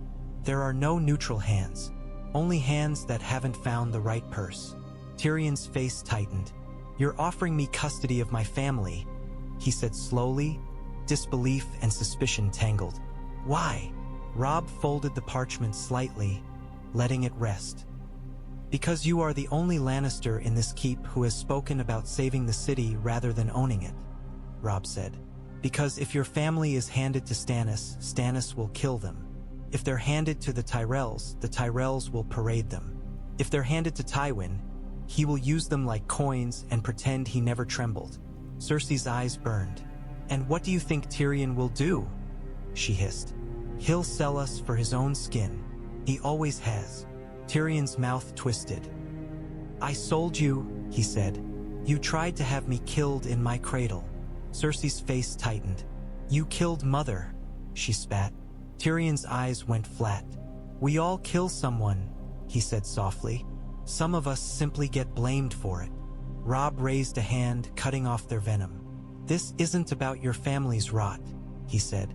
"It's about buying time and preventing wildfire from turning this city into a grave." Joffrey laughed suddenly, high and ugly. "You think you're merciful," he sneered. "You think anyone will listen to your little paper when the roses are at the gate and Stannis is sharpening his axe? They'll cut you down, and then they'll come for me, and then they'll burn your pretty rules." Robb turned toward him. "Shut your mouth," he said quietly. Joffrey's smile widened. "Or what?" he taunted. "You'll hit me again? You'll kill me? Do it. Do it and watch my grandfather turn your north into ash." Robb stared at him and felt a cold clarity settle. Joffrey was not merely cruel. He was careless. He did not understand consequences because consequences had never been allowed to reach him. Robb leaned in slightly, voice low. "If I kill you," he said, "I do it quietly. I do it without spectacle. And then I tell the city you died in the first assault, crushed under your own people, trampled while they screamed for bread." Robb's eyes did not blink. "Do you know what they'll do with that story?" Joffrey's taunting smile faltered. "They'll believe it," Robb said, "because it fits the shape of this city. And then your name becomes a curse they spit into mud. Not a king's name, not a martyr's, just a dead boy who screamed like any other." For a heartbeat, Joffrey looked afraid. He covered it fast, but Robb saw it. Fear of being ordinary. Fear of being forgotten. Cersei's fingers tightened on the bars. "You wouldn't," she hissed. Robb looked at her. "I don't want to," he said, "but do not mistake my restraint for softness." Tyrion exhaled slowly, chains clinking. "And your offer," he said, "is that I take custody, keep them alive, and what? I walk out with you." "No," Robb said. "You stay. You become the Hinge." He paused. "If you want your family alive, you convince whoever takes the city that burning it is worse than letting a wolf slip away." Tyrion's eyes narrowed. "You're asking me to save you from my own father," he said. Robb's mouth tightened. "Your father doesn't need help to be himself," he said. "He will do what he does whether you breathe or not. This is your chance to choose what kind of man you are inside the story he writes." Cersei laughed. "Sharp. Listen to him," she sneered at Tyrion. "The wolf wants to make you his hero." Tyrion's gaze stayed on Robb, and something in it shifted, interest, calculation, perhaps the smallest sliver of respect. "You're not stupid," Tyrion said quietly. "That's the first dangerous thing about you." Robb did not smile. "Will you swear?" he asked. Tyrion hesitated. His eyes flicked to Tommen's memory, to Myrcella, to Cersei's burning gaze, to Joffrey's arrogance. Then he looked back at Robb. "If I swear," Tyrion said, "I become a target for Stannis and for my father." Robb nodded. "Welcome to my life," he said. A long silence stretched. Then Tyrion lifted his chained hands slightly. "I will swear," he said softly, "on my life, on whatever gods still tolerate me. I will keep them alive if I can." Cersei's eyes widened, then narrowed into hatred. "Traitor," she hissed. Tyrion's voice was tired. "I'm trying to keep your children from burning," he said. Robb rolled the parchment again and sealed it with the direwolf. He slid it toward Tyrion. "Then you take this," Robb said. "You show it to whoever reaches you first. You tell them the wolves are leaving and the wildfire will burn all of them if they're fools."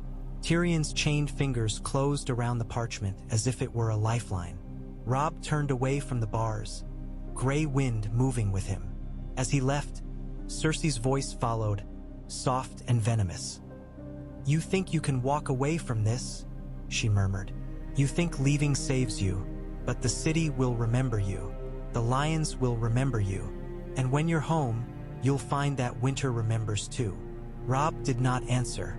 He walked out into the red keeps damp corridors with the sense of a man stepping off a cliff and trusting his feet would find ground.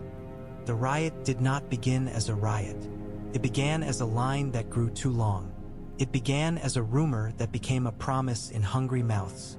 The roses are here. The roses have food. The roses will open the gates and feed us all. It began as men pressing closer, laughing nervously, telling themselves it would be different this time because the banners were prettier. Then someone shoved. A shout rose. A stone flew. A spear lowered. By the time Robb reached the mud gate, the air tasted of sweat and panic. The street leading up to the gatehouse was packed shoulder to shoulder with small folk, their faces wet with rain, their eyes bright with the fever of hope turning rancid. Gold cloaks and Northmen held a shield wall across the street, their feet braced on slick cobbles, their hands tight on straps. Septons stood between, raising 7-pointed stars like talismans, voices trembling as they begged the crowd to breathe. A woman near the front held a loaf of bread above her head as if it were a crown. "We want more," she screamed. "We want what they promised." "They promised nothing," Harwin shouted back, voice raw. He looked half-mad with strain. "Back, back from the gates. Open," the crowd roared. "Open, open." Robb pushed through the rear line with gray wind at his side, the direwolf's presence parting men instinctively. He climbed the gatehouse steps fast, breath steaming, and stepped onto the platform above the crowd. The noise hit him like a wave. Faces turned up. Some screamed his name with hatred, some with pleading, some simply stared, eyes hollow, as if a wolf king might suddenly become a baker and solve hunger with magic. Robb raised both hands, palms outward. "Hear me," he shouted. The crowd's roar wavered but did not stop. Robb pointed toward the battle beyond the walls, unseen from here but heard in the distance. Horns, the dull thunder of hooves, the metallic roar of men dying. "You want these gates opened," Robb shouted, "so you can run into a battlefield like fools and get trampled under horses? You want to bring fire and chaos into the city when wildfire sleeps in cellars beneath your feet. Lies!" a man screamed. "The roses will feed us." At the edge of the crowd, Robb saw them. Clean boots, better cloaks, faces too calm. Men leaning into ears, whispering, guiding anger like hands steering a cart. Peter Baelish's fingerprints, invisible but familiar. Robb's gaze locked on one of the clean-booted men, a narrow-faced fellow with a scar on his cheek. The man's eyes flicked away immediately, pretending innocence. Robb's voice dropped, colder. "Whoever is whispering for you to force these gates open," Robb shouted, "is not your friend. He is using your hunger to buy himself a place at the next table of power. He will not feed you.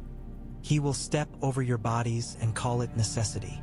The crowd hissed, uncertain, anger bending briefly into doubt.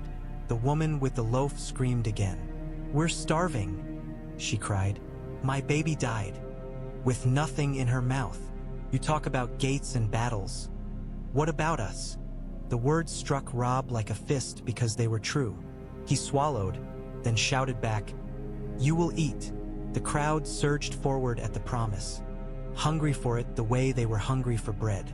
Robb lifted his voice higher, forcing command into it.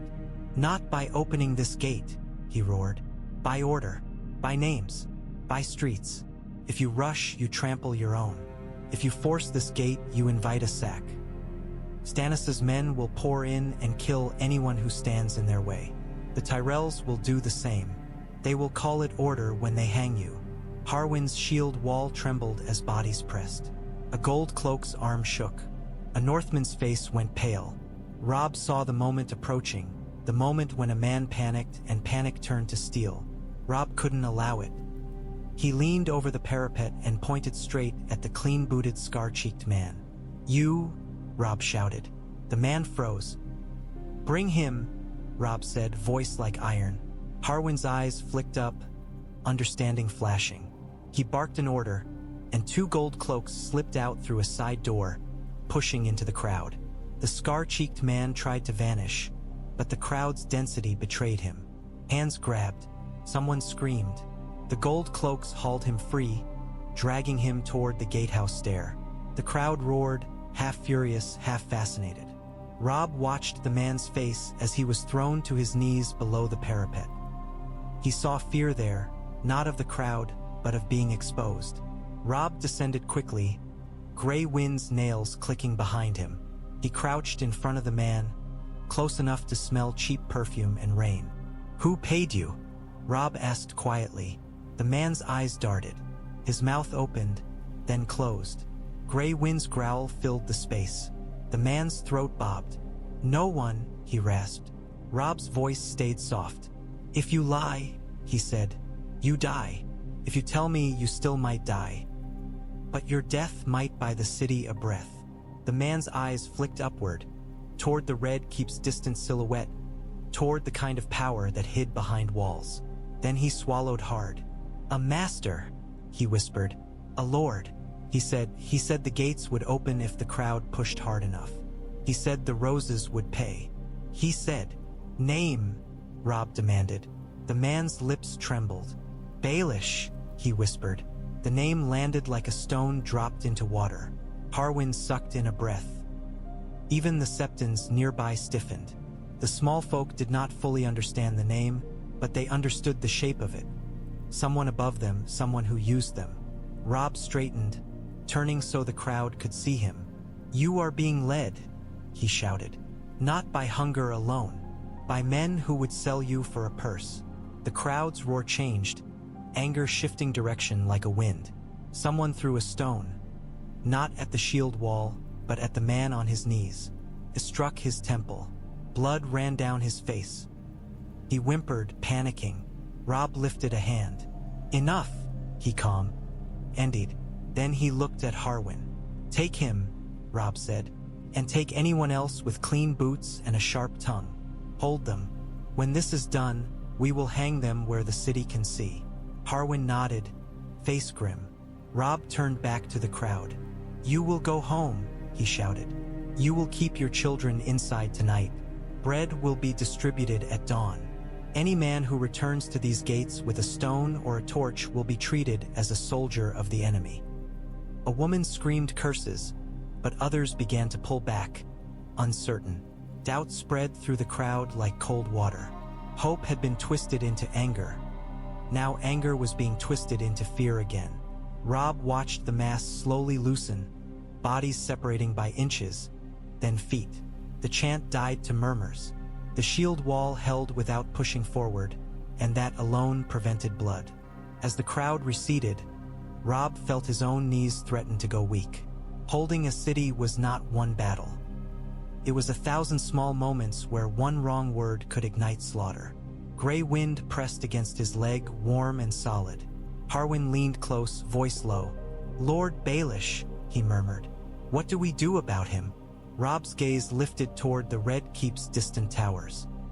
He pictured Peter Baelish smiling with a cup in his hand, watching hunger become violence from a safe balcony. "We do what we can," Robb said quietly, "before he does what he wants." Above them, the gate's iron groaned under lingering hands, but it held, for now. By night, the Red Keep became a throat. It swallowed men in armor and spat them out as dockhands with hunched shoulders and rough cloaks. Took captains and gave back fishermen. It took proud banners and folded them into plain cloth that could be thrown over a crate. Robb moved through the hidden passage with Blackfish at his shoulder, listening to the river's steady murmur beyond stone. The chamber at the water door was crowded with quiet motion. Men lifting, men whispering, men adjusting cloaks and smearing soot on cheeks to dull pale northern skin. The air smelled of fish and wet rope, deliberate camouflage laid over fear. Blackfish held a list scratched on parchment, and he marked names with a dagger tip as men passed. "Hother Umber," he murmured. "Go. Dacey Mormont, go. Ronald Serwyn's lads, go." His voice was low and steady, the voice of a man counting not numbers but lives. Robb watched his men file into the boats in small groups, each group under tarps, each group crouched low, each group ordered to silence as if silence were armor. A boatman hissed directions, the oars dipping without splash. The river accepted them, dark and cold, sliding them away under the city's belly. Above, the horns outside the walls kept sounding. The battle between roses and stags still raged, though the pattern had changed. Less like a charge now, more like grinding, lines shifting and reforming in mud. The city's noise rode on top of it all like a fever. "We're bleeding out by boat," Great John would have said, furious. But Great John was not here. Great John was on the walls with the loud men, doing what loud men did, drawing eyes. Robb's throat tightened at the thought. He had sent Great John to be seen. It was a cruel use of loyalty. A crate shifted as two men lifted it, and the tarp slipped just enough that moonlight caught a glimpse of steel beneath. Robb stepped forward sharply, grabbing the tarp edge, pulling it back down. "Cover," he hissed. The men nodded, eyes wide, and moved faster. Varys appeared at the chamber's edge like a shadow that had decided to speak. "The river is watched," he murmured. "Not well, not yet. Stannis's men are busy. The Tyrells are occupied." His smile was faint. "Chaos is generous to thieves." Robb's eyes narrowed. "How long before the Watchers become hungry?" he asked. Varys's gaze flicked upward, as if he could see through stone to the world above. "Hours," he said, "perhaps less. When one side begins to lose, they will look for smaller victories." Robb nodded. Smaller victories, like catching wolves slipping away. Blackfish's dagger tip paused on the list. "We've moved 200, he murmured. "More if the river stays kind." Robb's jaw tightened. 200 was nothing compared to what he needed. He had thousands in the city, spread across walls and streets and storehouses. He could not move them all by boat without being noticed. This plan was not about moving everyone. It was about moving enough to keep tea. He core alive, enough to carry the story north. "Wounded next," Blackfish said, and men brought them. Limping, pale, wrapped in blankets, their faces clenched to keep from groaning. A boy no older than Bran clutched his side where a spear had nicked him, eyes bright with pain and pride. Robb forced himself not to touch his shoulder. Touching made promises, and Robb had learned what promises cost. The boy glanced up at Robb. "My king," he whispered, breath shivering. Robb nodded once. "Go home," he said. The boy's eyes filled briefly, and he nodded back. He was lifted into a boat like a sack of grain and disappeared beneath a tarp. Another group moved forward, men assigned to carry coin and letters, men assigned to be messengers once they reached the shore. They went without a sound. Then the river door opened again, and a gust of cold air came in. With it came a faint shout from outside, distant but sharp, carried along water. "Boat!" someone yelled. Robb's blood went cold. Varys's head tilted. "Not here," he murmured, listening. "Farther downstream." Blackfish's face tightened. "They're starting to look," he said. Robb's mind raced. If the Watchers were roused, the river became a net. Boats could be speared. Men could be dragged out and displayed on the shore like proof of victory.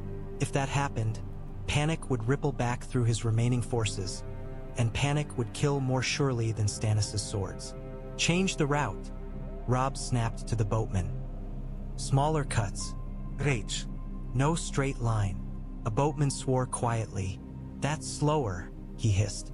"Slower is alive," Robb replied.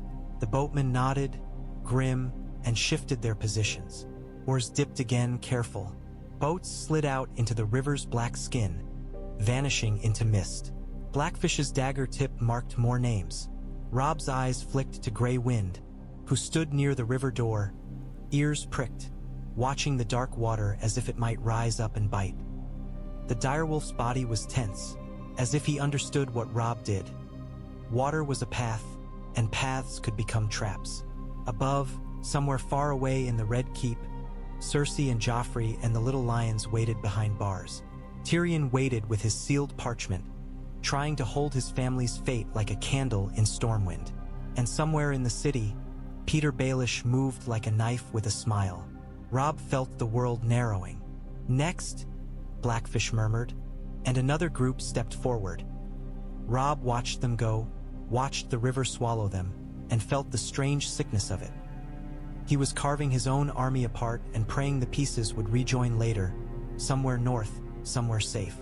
A king was supposed to gather men under banners.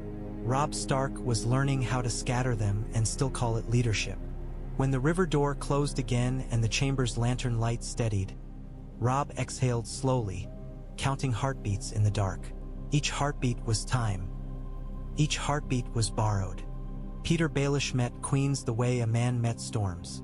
With a smile and an umbrella he knew would not truly protect him. Marjorie Tyrell sat in the Red Keep's borrowed solar as if she had always belonged there. Her hands folded neatly, her posture easy. She wore green and gold, not armor, but the cloth seemed to carry its own authority. Behind her, Olenna Tyrell watched with eyes sharp enough to cut through lies without moving a muscle. Peter Baelish leaned on his cane, relaxed, as if he were a guest at a feast rather than a man threading needles in a burning house. A tray sat between them, wine, bread, a little salt, peace offerings in miniature. Outside the window, horns sounded and the walls shuddered faintly with the distant thunder of battle. The city's breath came in gusts, nervous and hot. "You're late," Olenna said, not bothering with courtesy. Peter's smile widened. "I prefer to arrive when the room has already decided it needs me," he replied. Marjorie's eyes glittered, amused. "And does it?" she asked. Peter tapped his cane once, lightly. "King's Landing always needs someone," he said. "The question is whether it needs you as saviors or as rulers." Olenna snorted. "Saviors are cheaper," she said. "Rulers get stabbed." Peter's smile did not fade. "And yet," he murmured, "your house marched anyway." Marjorie lifted her cup and sipped, calm. "We marched because a city starving is a city that falls." she said. And a city that falls belongs to someone. Better it belong to us than to Stannis Baratheon's righteousness. Olenna's mouth twitched. Righteousness? She echoed, tasting the word like sour wine. Peter leaned forward slightly. Stannis Baratheon will not bend, he said. He will break the city if he must and call it justice. Robb Stark will not kneel, and if he stays, he will bleed the city dry trying to hold it. Tywin Lannister. Peter paused, savoring the name as if it were a spice. Tywin Lannister will arrive eventually, whether in person or in influence, and when he does, he will want his family. Marjorie's gaze sharpened. The Lannisters are alive then, she said. Peter's smile turned faintly sympathetic. Alive and caged, he replied. A pity. Chains are so unflattering. Olenna's eyes narrowed. A pity for whom? She asked. Peter met her gaze without blinking. For anyone who wants to trade them, he said. Marjorie's voice stayed light. Robb Stark wants to trade them, she said. He wants to escape with his army and leave the city to tear itself apart behind him. Peter's smile widened. He wants to go north, he agreed. He thinks snow will save him. Olenna leaned forward slightly, interest sharpened. And what do you want? She asked. Peter spread his hands. Stability, he said smoothly. Olenna laughed short and sharp. You want a purse, she said. And a ladder. Peter's eyes gleamed. Ladders are useful, he admitted. Marjorie's gaze drifted to the window, to the horns beyond. If the wolves be, she said softly. The city is ours. Peter nodded. If the wolves leave quietly, he corrected. Olenna's eyes pinned him. You're implying they won't, she said. Peter's smile softened. King's Landing is not a place one leaves quietly, he said.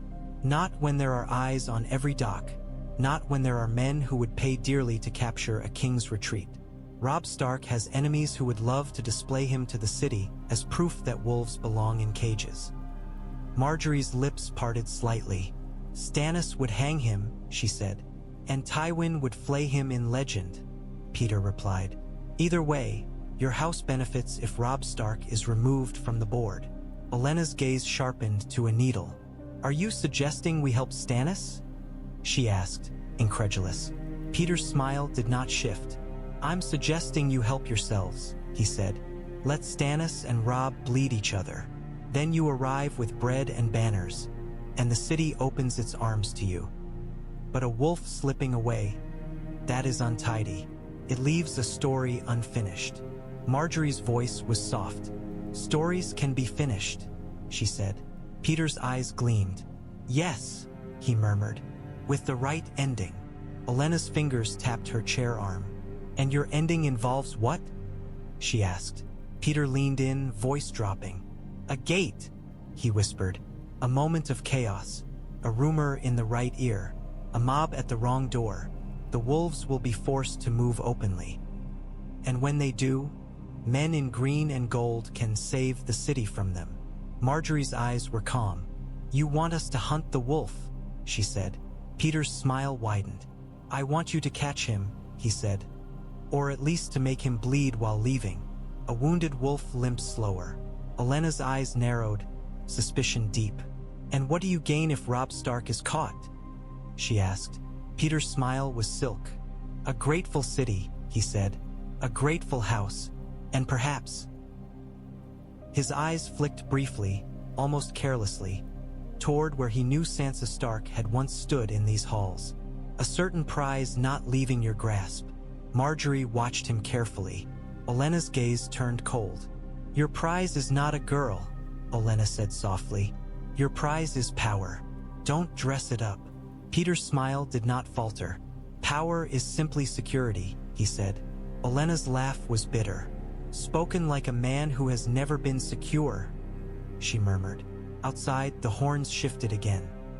The battle's rhythm changed, and for a heartbeat the Red Keep's walls seemed to vibrate with distant impact.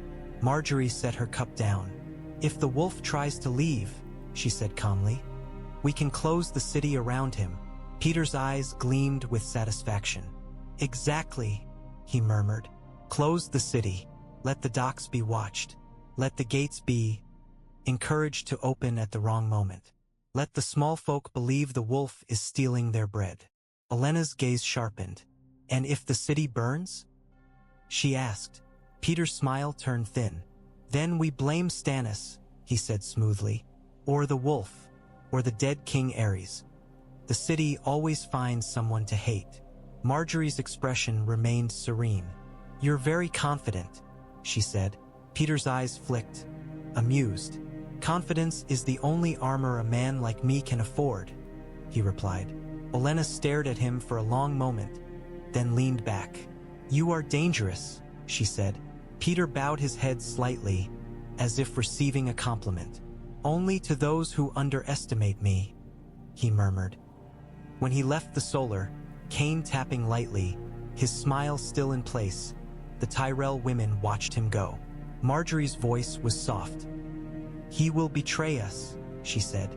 Olenna's reply was immediate. Of course, she said. The question is whether we can make his betrayal useful before it bites us.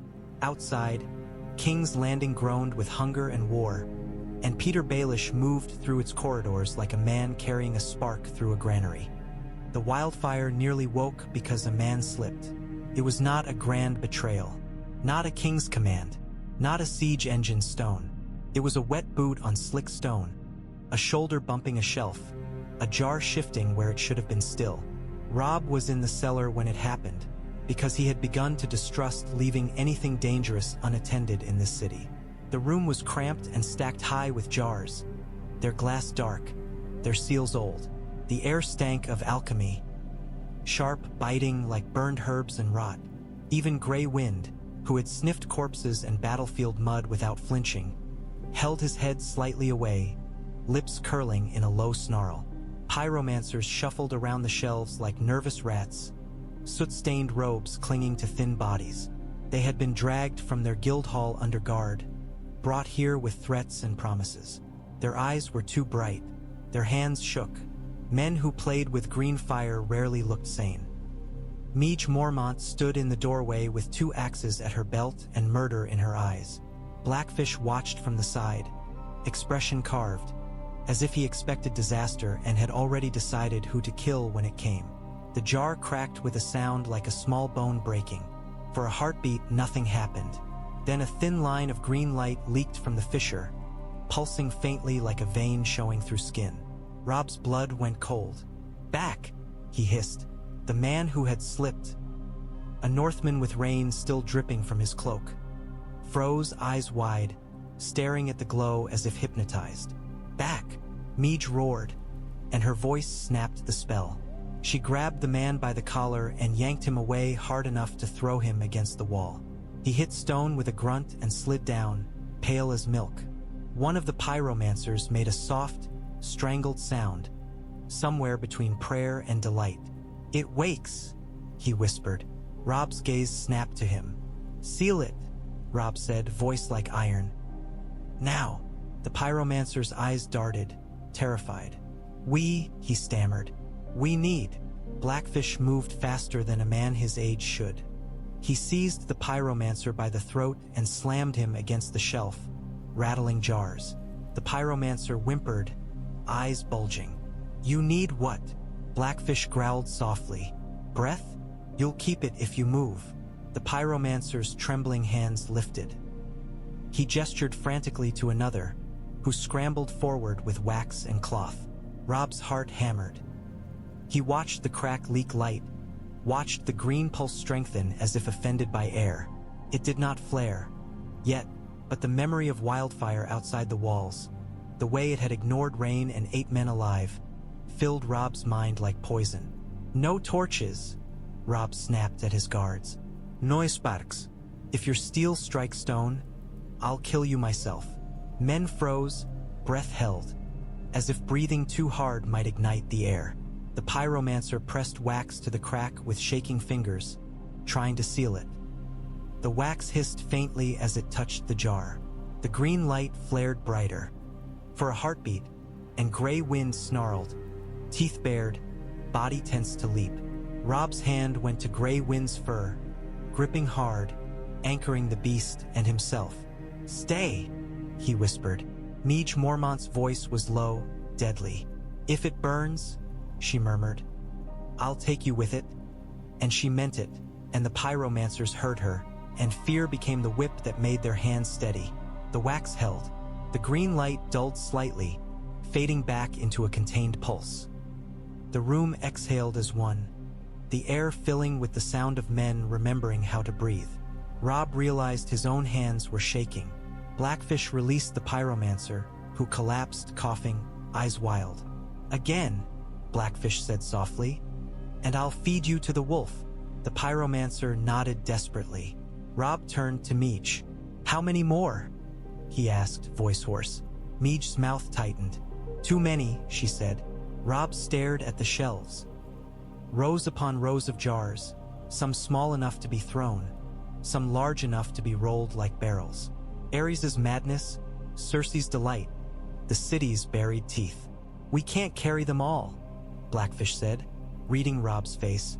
"Not with our men slipping out by river, not with the city ready to riot, not with stags and roses outside." Robb's gaze hardened. "Then we decide which ones matter," he said. Meej frowned. "What do you mean?" Robb stepped closer to the shelves, scanning, thinking like a commander, not like a man. "The caches near the gates," he said.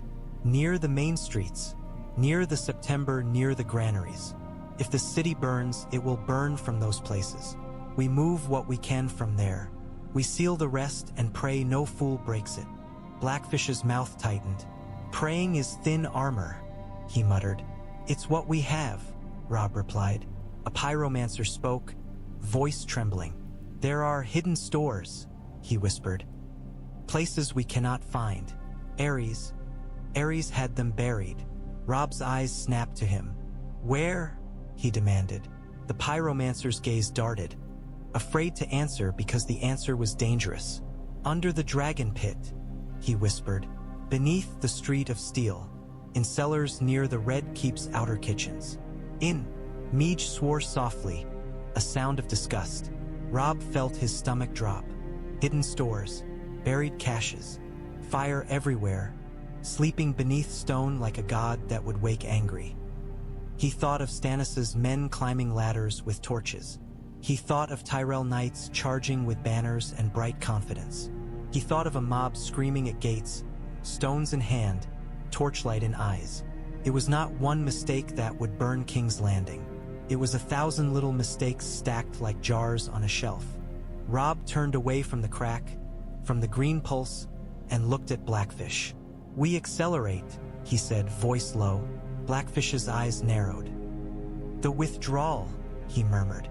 Robb nodded. "Before the city opens its mouth," he said.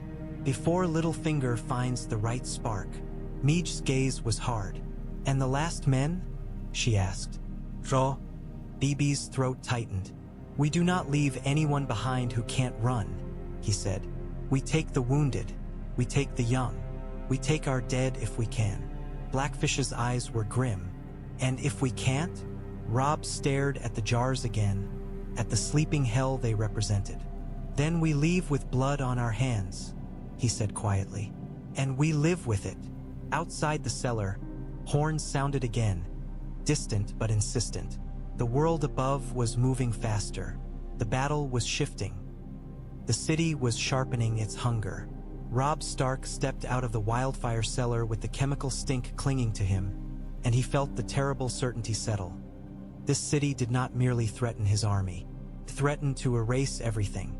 If he waited, King's Landing would become a tomb, either for him or for everyone. Stannis Baratheon did not lose with drama. He lost the way stone lost to water, slowly, stubbornly, refusing to admit the shape of defeat until the river had already cut a new path around him. From the walls, Robb watched the battlefield churn, and even at that distance he could feel the shifting weight of it. The Tyrell host had not come as a single glittering charge and then stopped. They came in waves, fresh men, fresh horses, fresh pikes, pushing into Stannis' line until discipline became exhaustion, until stubbornness became strangulation. Stannis held his center, black banner whipping. His men locked shield to shield. They fought like a wall built from bodies. When Tyrell cavalry slammed into them, the wall absorbed the blow. When green footmen surged, the wall tightened. When arrows fell, the wall raised shields and moved forward anyway. But the reach was too much. The flank began to fold first, not because Stannis' men were cowards, but because they were outnumbered and pinned in mud. Tyrell knights, bright as coins, found gaps and poured through like water through cracked stone. Baratheon spears snapped. Men slipped and were trampled. A cry rose, half rage, half fear, and the sound spread like infection. Robb saw Davos Seaworth in the chaos, moving not like a lord but like a man who understood bodies. He dragged a wounded soldier by the collar, shoved another back behind a line, shouted orders until his voice must have been raw. He looked everywhere at once, trying to keep the field from becoming a slaughter. Stannis stood at the center of it, unbowed. Even as his line buckled, his posture remained rigid. He swung his sword with the grim efficiency of a man chopping wood. He did not retreat. Retreat was bending, and bending was not in him. A horn sounded from the shore, 3 low blasts. Not attack, not charge, recall. Stannis' ships were shifting, turning in the bay, oars beating. Blackwater Bay looked like hammered iron beneath the clouds, dark and cold. Robb saw the sails being raised, saw the galleys adjusting, and felt a grim understanding. Davos had convinced someone, somewhere, that the siege could not continue if the field was lost. Stannis' line wavered again as another Tyrell wedge struck. Men fell, the banner dipped, then rose. For a heartbeat, Robb wondered if Stannis would die there out of pure refusal. It would be very like him, to become a martyr of law because law could not accept compromise. Then Davos reached him. Robb could not hear the words, but he saw Davos grab Stannis by the arm, saw him point toward the bay, saw him shout with the desperation of a man begging a cliff not to fall. Stannis' head turned slightly, as if considering. Then he jerked his arm free, furious, and for a moment Robb thought he would strike Davos. He did not. He did something worse. He allowed himself to be pulled. It was not a retreat so much as a controlled refusal to be trapped. Stannis' guard closed around him, shields cutting a narrow path through mud and bodies. Davos stayed at his side, shouting, dragging, pushing men back toward the shore where boats waited. Baratheon men stumbled, bleeding, some refusing to go until they were shoved, some weeping with rage, some silent as death. The Tyrells pressed, hungry for the kill that would turn their arrival into legend. Their horns blared bright and triumphant. Their banners surged forward, green and gold swallowing black. Stannis' men reached the shoreline in ragged knots. Boats pushed off, overloaded. Men fell into water, struggling, dragged aboard by hands that did not ask names. The bay became a grave for those too slow, too wounded, too stubborn. Stannis stood at the water's edge for a heartbeat, black armor streaked with mud and blood, face carved from fury. He looked back toward King's Landing's walls, toward the city he believed was his by right, and Robb felt something like a chill even from afar. Stannis' hatred did not diminish with defeat. It deepened. Then Stannis turned and boarded a galley. The ships pulled away, oars beating, sails catching wind. The Tyrells did not follow into the bay. They did not need to. The shore was theirs. The field was theirs.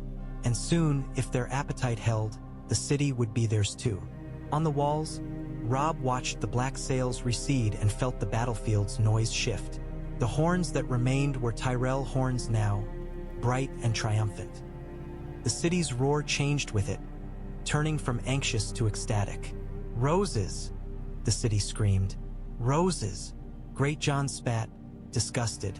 "They'll cheer the next man who offers them a turnip," he snarled. Blackfish's gaze was grim.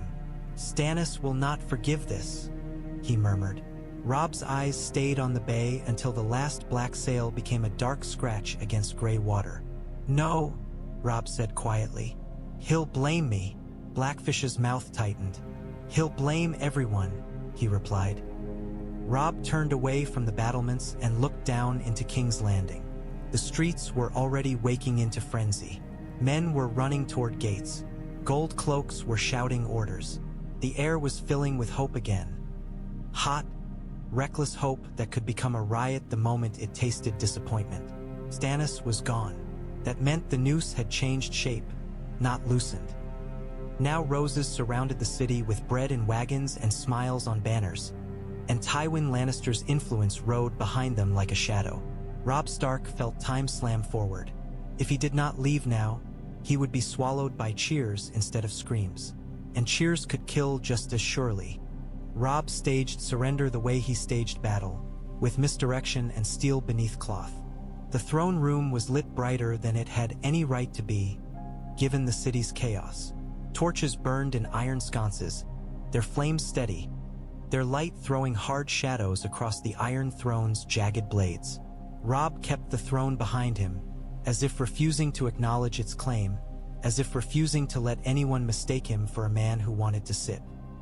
Great John Umber stood to one side, broad and furious, playing the role of northern menace to perfection. Blackfish stood to the other, calm and watchful, eyes scanning every movement like a hawk scanning grass for snakes. Grey Wind stood near Robb's heel, silent, enormous, his gaze fixed on the open doors as if he expected enemies to spill in any moment. Tyrion Lannister waited close, chains still on his wrists but his posture unbroken. In his hands he held the sealed parchment, Robb's terms. Like a brittle shield, the doors opened and green and gold entered the hall. Tyrell envoys came first, well-dressed men with careful smiles, perfumed even in war. Behind them, knights in green cloaks stood with hands on sword hilts, eyes roving, taking in the hall, the throne, the wolf, the wolf's king. One envoy bowed. Robb Stark, he said, and for the first time in days Robb heard his name spoken with something like caution rather than contempt. King's Landing welcomes House Tyrell's protection. Lord Mace Tyrell sends word. Word is cheap, Great John growled, and the envoy flinched slightly. Robb lifted a hand, silencing his bannerman. He kept his voice even. Where is Lord Mace Tyrell? He asked. The envoy's smile tightened. On the field, he said, ensuring the city's safety. Robb almost laughed. Safety. Bread wagons and banners were not safety. They were leverage. Robb nodded toward Tyrion. Read, he said. Tyrion stepped forward, chains clinking softly. The Tyrell envoy's eyes flicked to him with startled interest, then to the side door where iron bars had been set in a temporary frame. Bars that held Cersei and Joffrey in partial view, guarded by Stark men. Cersei stood with chin high, eyes bright with hatred. Joffrey stood behind her, pale, jaw clenched, staring at the Tyrell envoys as if expecting rescue. Tyrion's voice carried through the hall, calm and clear. He read Robb's terms without embellishment. The city would be yielded without flame. The gates would be surrendered intact. The small folk would be protected from sack. Any looter or rapist would hang. The city would be fed. The wildfire would not be disturbed. Hostages would remain under guard until the new ruler swore publicly to restraint. When Tyrion finished, silence sat heavy. The Tyrell envoys exchanged quick looks. One cleared his throat. Lord Mace Tyrell appreciates your concern for the small folk, he said, as if concern were a quaint habit. Robb's eyes stayed cold. Concern is all that keeps this city from eating itself, he replied. Another envoy smiled. House Tyrell will restore order, he said. Order, Great John snorted. Aye, with ropes. Robb ignored him and took a step forward. I will withdraw my forces, Robb said. In good order. You will enter the city with no torches and no fire. You will keep your men from looting. You will feed the streets. If you fail, Robb's gaze flicked briefly toward the side door. Your order will begin with a city too angry to obey you. The envoy's smiles tightened. One of them gestured subtly, and a Tyrell knight shifted, half a step, as if testing the room's balance. Blackfish's eyes sharpened. Grey Wind's lips pulled back slightly, teeth glinting. Robb felt the tension coil. One wrong movement and the hall would become slaughter. The Iron Throne would drink again. The envoy forced his smile wider. "We accept," he said quickly. "On behalf of Lord Mace Tyrell." Robb nodded once. "Then swear," he said. The envoy blinked. "Here?" he asked. "Here," Robb repeated. "Before the throne that makes liars bleed." The envoy swallowed, then spoke the oath, stiff and careful, promising 3 days of restraint, promising protection for the small folk, promising to punish crimes. His voice did not sound like a man who meant it. It sounded like a man who understood he had to say it. Robb watched him and believed only this: the Tyrells would behave long enough to be loved. Love would become obedience. Obedience would become power. And power would rot as it always did. When the oath was done, Robb stepped back. "You may enter the city," he said. The envoys bowed again, more deeply this time, and backed away, leaving the hall in a careful retreat. Their knights followed, eyes still roving, already measuring where their banners would hang. As the doors closed, Great John exhaled a curse. "I'd rather fight stags," he muttered. "At least stags look you in the eye while they try to kill you." Blackfish's gaze went to Tyrion. "Now," he murmured, "we move the last men." Robb nodded, throat tight. The surrender had been theater, but theater could distract. While the city screamed for roses, wolves could slip away in shadow. From the side door, Cersei's laugh cut through the hall, soft and venomous. "How noble," she purred. "How honorable. The wolf offers the city to roses, and the roses smile and promise not to bite." Robb turned his head slightly, eyes hard. "You'll live," he said, not to comfort her, but to remind himself what he had chosen. Cersei's eyes glittered. "Live," she echoed, "to watch you run." Joffrey pressed his face between bars, voice high with hate. "You can't leave," he shrieked. "You can't." Tyrion stepped closer to the bars, expression flat. "Quiet," he said to Joffrey. "For once in your life, be quiet." Joffrey stared at him, shocked.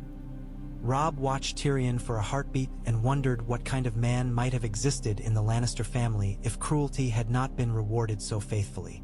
Then Robb turned away from the throne room and walked into the Red Keep's arteries again, because the play had been performed. Now came the escape, and escapes were never clean. They were simply the art of surviving long enough to bleed somewhere else. Dawn did not arrive with sunlight. It arrived with gray.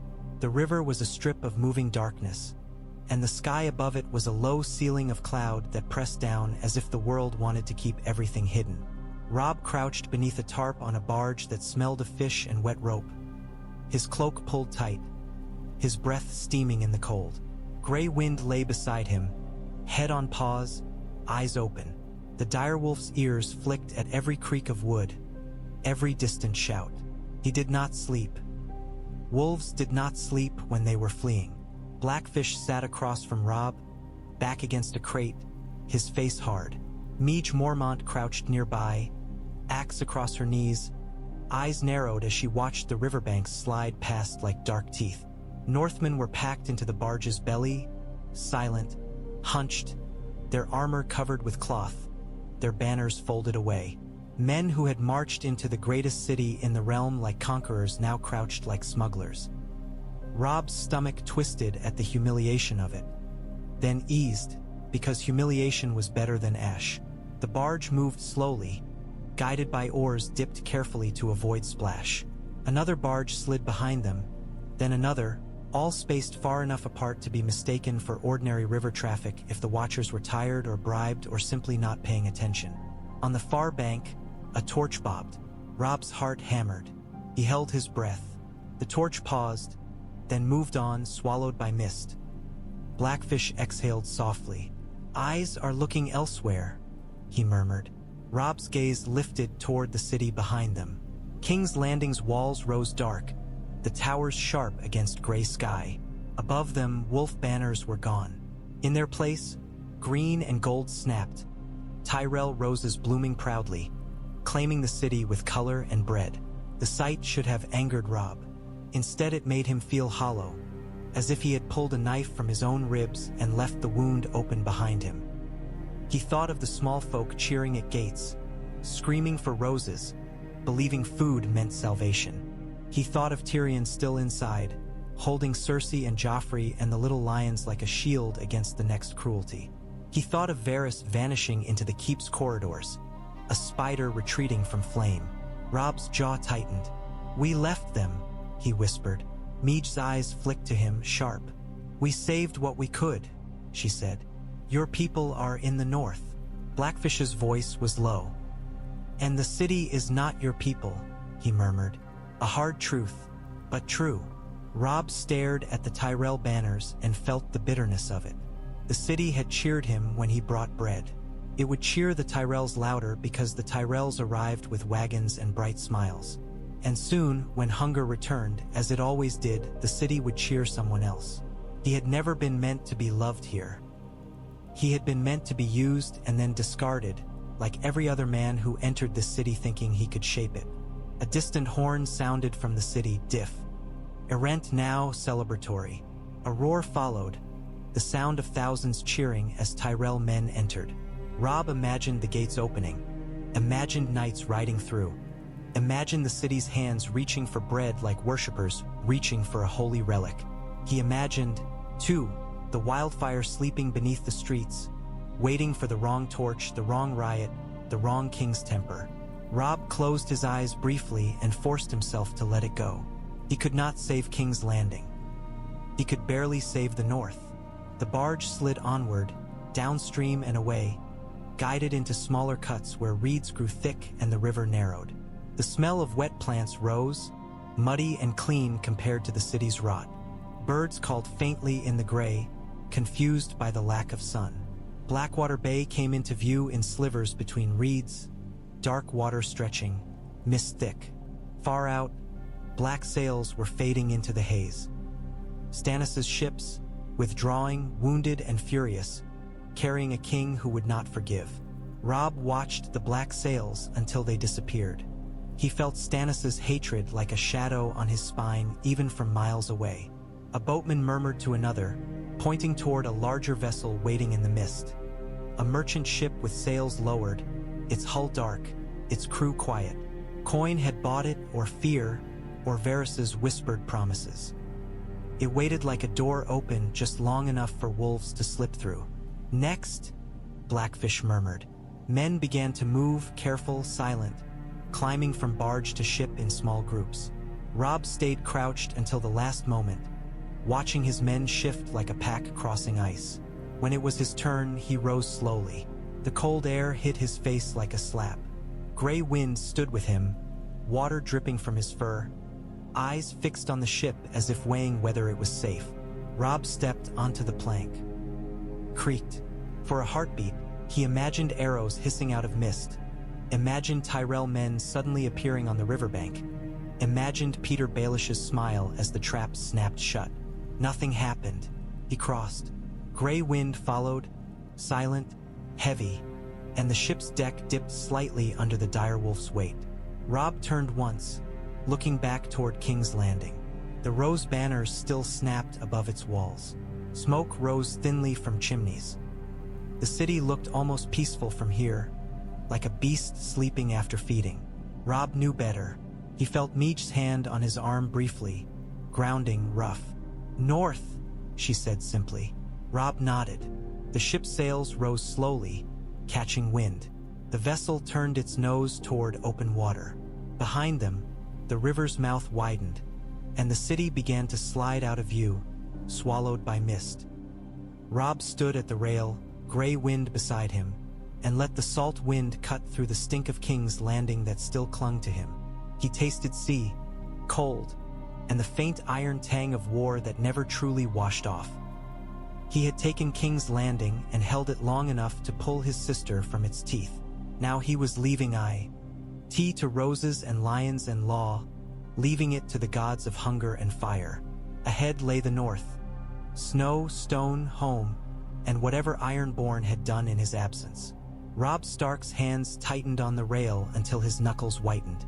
"I'm coming," he whispered into the wind. Not to the city, not to the throne, but to the land that had raised him. And as the ship cut into the mist, carrying wolves away from the mouth of the realm, Robb understood with bleak clarity that the war had not ended. He had only changed where he would bleed next.